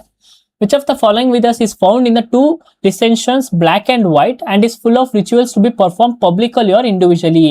ಕೃಷ್ಣ ಮತ್ತು ಶುಕ್ಲ, ಕೃಷ್ಣ ಅಂದ್ರೆ ಕಪ್ಪು, ಶುಲ್ಕ ಅಂದ್ರೆ ಬಿಳಿ ಎಂಬ ಎರಡು ಸಂಹಿತಗಳಲ್ಲಿ ದೊರೆಯುವ ಹಾಗೂ ಸಾರ್ವಜನಿಕವಾಗಿ ಅಥವಾ ವೈಯಕ್ತಿಕವಾಗಿ ನೆರವೇರಿಸಬೇಕಾದ ಯಜ್ಞ ಕಾರ್ಯಕ್ರಮಗಳೊಂದಿಗೆ ಕೂಡುವ ವೇದ ಯಾವುದು ಅಂತಂದ್ರೆ ನಾನು ಮುಂಚೆನೆ ಹೇಳಿದ್ದೀನಿ, ಯಜುರ್ವೇದ. ಯಾವುದು? ಫಸ್ಟ್ ಋಗ್ವೇದ, ಆಮೇಲೆ ಸಮವೇದ, ಆಮೇಲೆ ಯಜುರ್ವೇದ ಬದಲು ಯಾತ್ರ ಬಗ್ಗೆ ಮಾತಾಡ್ತಾರೆ? ಕೃಷ್ಣಾಯ, ಸತ್ತಪಥ ಬ್ರಾಹ್ಮಣ ಮತ್ತೆ ಐತ್ರೇಯ ಬ್ರಾಹ್ಮಣ ಬಗ್ಗೆ ಮಾತಾಡ್ತಾರೆ. ಓಕೆನಾ? ಯಜುರ್ವೇದ ಇಲ್ಲಿ ಆನ್ಸರ್ ಆಗಿರುತ್ತೆ. Which of the following gods acquires a new epithet lord of the plough in the later Vedic period? ನಾನು ಲಾರ್ಡ್ ಆಫ್ ಪ್ಲಾಗ್ ಅಂತ ಯಾರನ್ನ ಕರಿತೀವಿ ನಾವು? ಲಾರ್ಡ್ ಆಫ್ ಪ್ಲಾಗ್ ಅಥವಾ ನೇಗಿಲಿನ ಒಡೆಯ ಅಂತ ಯಾರನ್ನ ಕರಿತೀವಿ? ಇಂದ್ರನ ಕರಿತೀವಿ. ಇಂದ್ರನ ಏನಂತ ಕರಿತೀವಿ? ನೇಗಿಲಿನ ಒಡೆಯ ಅಂತ ಕರಿತಿದ್ವು. The Vedic Aryans lived in the areas called as Sapta Sindhu, which means the land drained by the 7 rivers. One of these river is Jhelum. What is the ancient name? ನೋಡಿ ಮತ್ತೆ Jhelum river the ancient name ಕೇಳಿದ್ದಾರೆ. Jhelum river ನಾವ್ ಏನಂತ ಕರಿತೀವಿ? ವಿತಾಸ್ತ ಅಂತ ಕರಿತೀವಿ. ವಿತಾಸ್ತ. ಅಕ್ಸಿನಿ ಅಂದ್ರೆ ಚನಬ್ river, ಪರುಷಿನಿ ಅಂದ್ರೆ ರಾವಿ ರಿವರು, ವಿತಾಸ್ತ ಅಂದ್ರೆ ಜೇಲಂ ರಿವರ್ ಆಗಿರುತ್ತೆ. ಸರಿನಾ? ಸೊ ಇಲ್ಲಿಗೆ ನಾವು ಕಂಪ್ಲೀಟ್ ಆಗಿ 20 ಕ್ವಶನ್ ನೋಡಿದ್ದೀವಿ. ಇನ್ನು ಜಾಸ್ತಿ ಕ್ವಶನ್ಸ್ ಇದೆ. ಓಕೆನಾ? ಬಟ್ ಇಂಪಾರ್ಟೆಂಟ್ ನಾನು ತಗೊಂಡಿದ್ದೀನಿ. ನಿಮ್ಗೆ ಗೊತ್ತಾಗ್ತಿದ್ಯಾ ಹೇಗೆ ಕ್ವಶನ್ಸ್ ಕೇಳ್ತಿದ್ದಾರೆ ಅಂತ? ಕ್ವಶನ್ಸ್ ಯಾವ್ದ್ರಿಂದ ಕೇಳ್ತಿದ್ದಾರೆ? ಬರೀ ಋಗ್ವೇದದಿಂದನೇ ಕೇಳ್ತಿದ್ದಾರೆ. ಋಗ್ವೇದದಿಂದನೇ ಜಾಸ್ತಿ ಕೇಳ್ತಿದ್ದಾರೆ. ಸೊ ನಾನು ಆದಷ್ಟು ಬೇಗ, ಎಷ್ಟು ಬೇಗ ಆಗುತ್ತೋ ಅಷ್ಟು ಬೇಗದಲ್ಲಿ ಈಸಿಯಾಗಿ ಎಕ್ಸ್ಪ್ಲೈನ್ ಮಾಡೋಕ್ಕೆ ಟ್ರೈ ಮಾಡಿದ್ದೀನಿ. So thank you so much. ನಿಮ್ಮ ಪ್ರಿಪರೇಷನ್ ಇನ್ನೂ ಚೆನ್ನಾಗಿ ಮಾಡ್ತಾ ಇರಿ. ಹೆಲ್ಪ್ ಆಗ್ತಾ ಇದೆ, ದಯವಿಟ್ಟು ಕಮೆಂಟ್ ಅಲ್ಲಿ ತಿಳಿಸ್ಕೊಡಿ. ನಮಗೆ ಸಂತೋಷ ಆಗುತ್ತೆ. ಇನ್ನಷ್ಟು ವಿಡಿಯೋ ಮಾಡೋಕ್ಕೆ ನಮಗೂ ಮೋಟಿವೇಶನ್ ಸಿಗುತ್ತೆ. ಸೊ ದಯವಿಟ್ಟು ನಿಮ್ಗೆ ಇಷ್ಟ ಆಗಿದೆ ಕಮೆಂಟ್ ಅಲ್ಲಿ ತಿಳಿಸ್ಕೊಡಿ. ಮತ್ತೆ ಎಲ್ಲಾ ನಿಮ್ ಫ್ರೆಂಡ್ಸ್ಗೂ ಶೇರ್ ಮಾಡಿ. ಇದೊಂದು ಸಪೋರ್ಟ್ ನಮಗೆ ಮಾಡಿ ಶೇರ್ ಮಾಡ್ಕೊಡಿ ಅಷ್ಟೇ. ಓಕೆನಾ? So thank you everyone. ಇನ್ನು ಬೇರೆ ಲೆಕ್ಚರ್ಸ್ ಇಂದ ಜೊತೆಗೆ ನಿಮ್ಮೊಂದಿಗೆ ನಾನು ಬರ್ತೀನಿ. Until then take care, have a good study.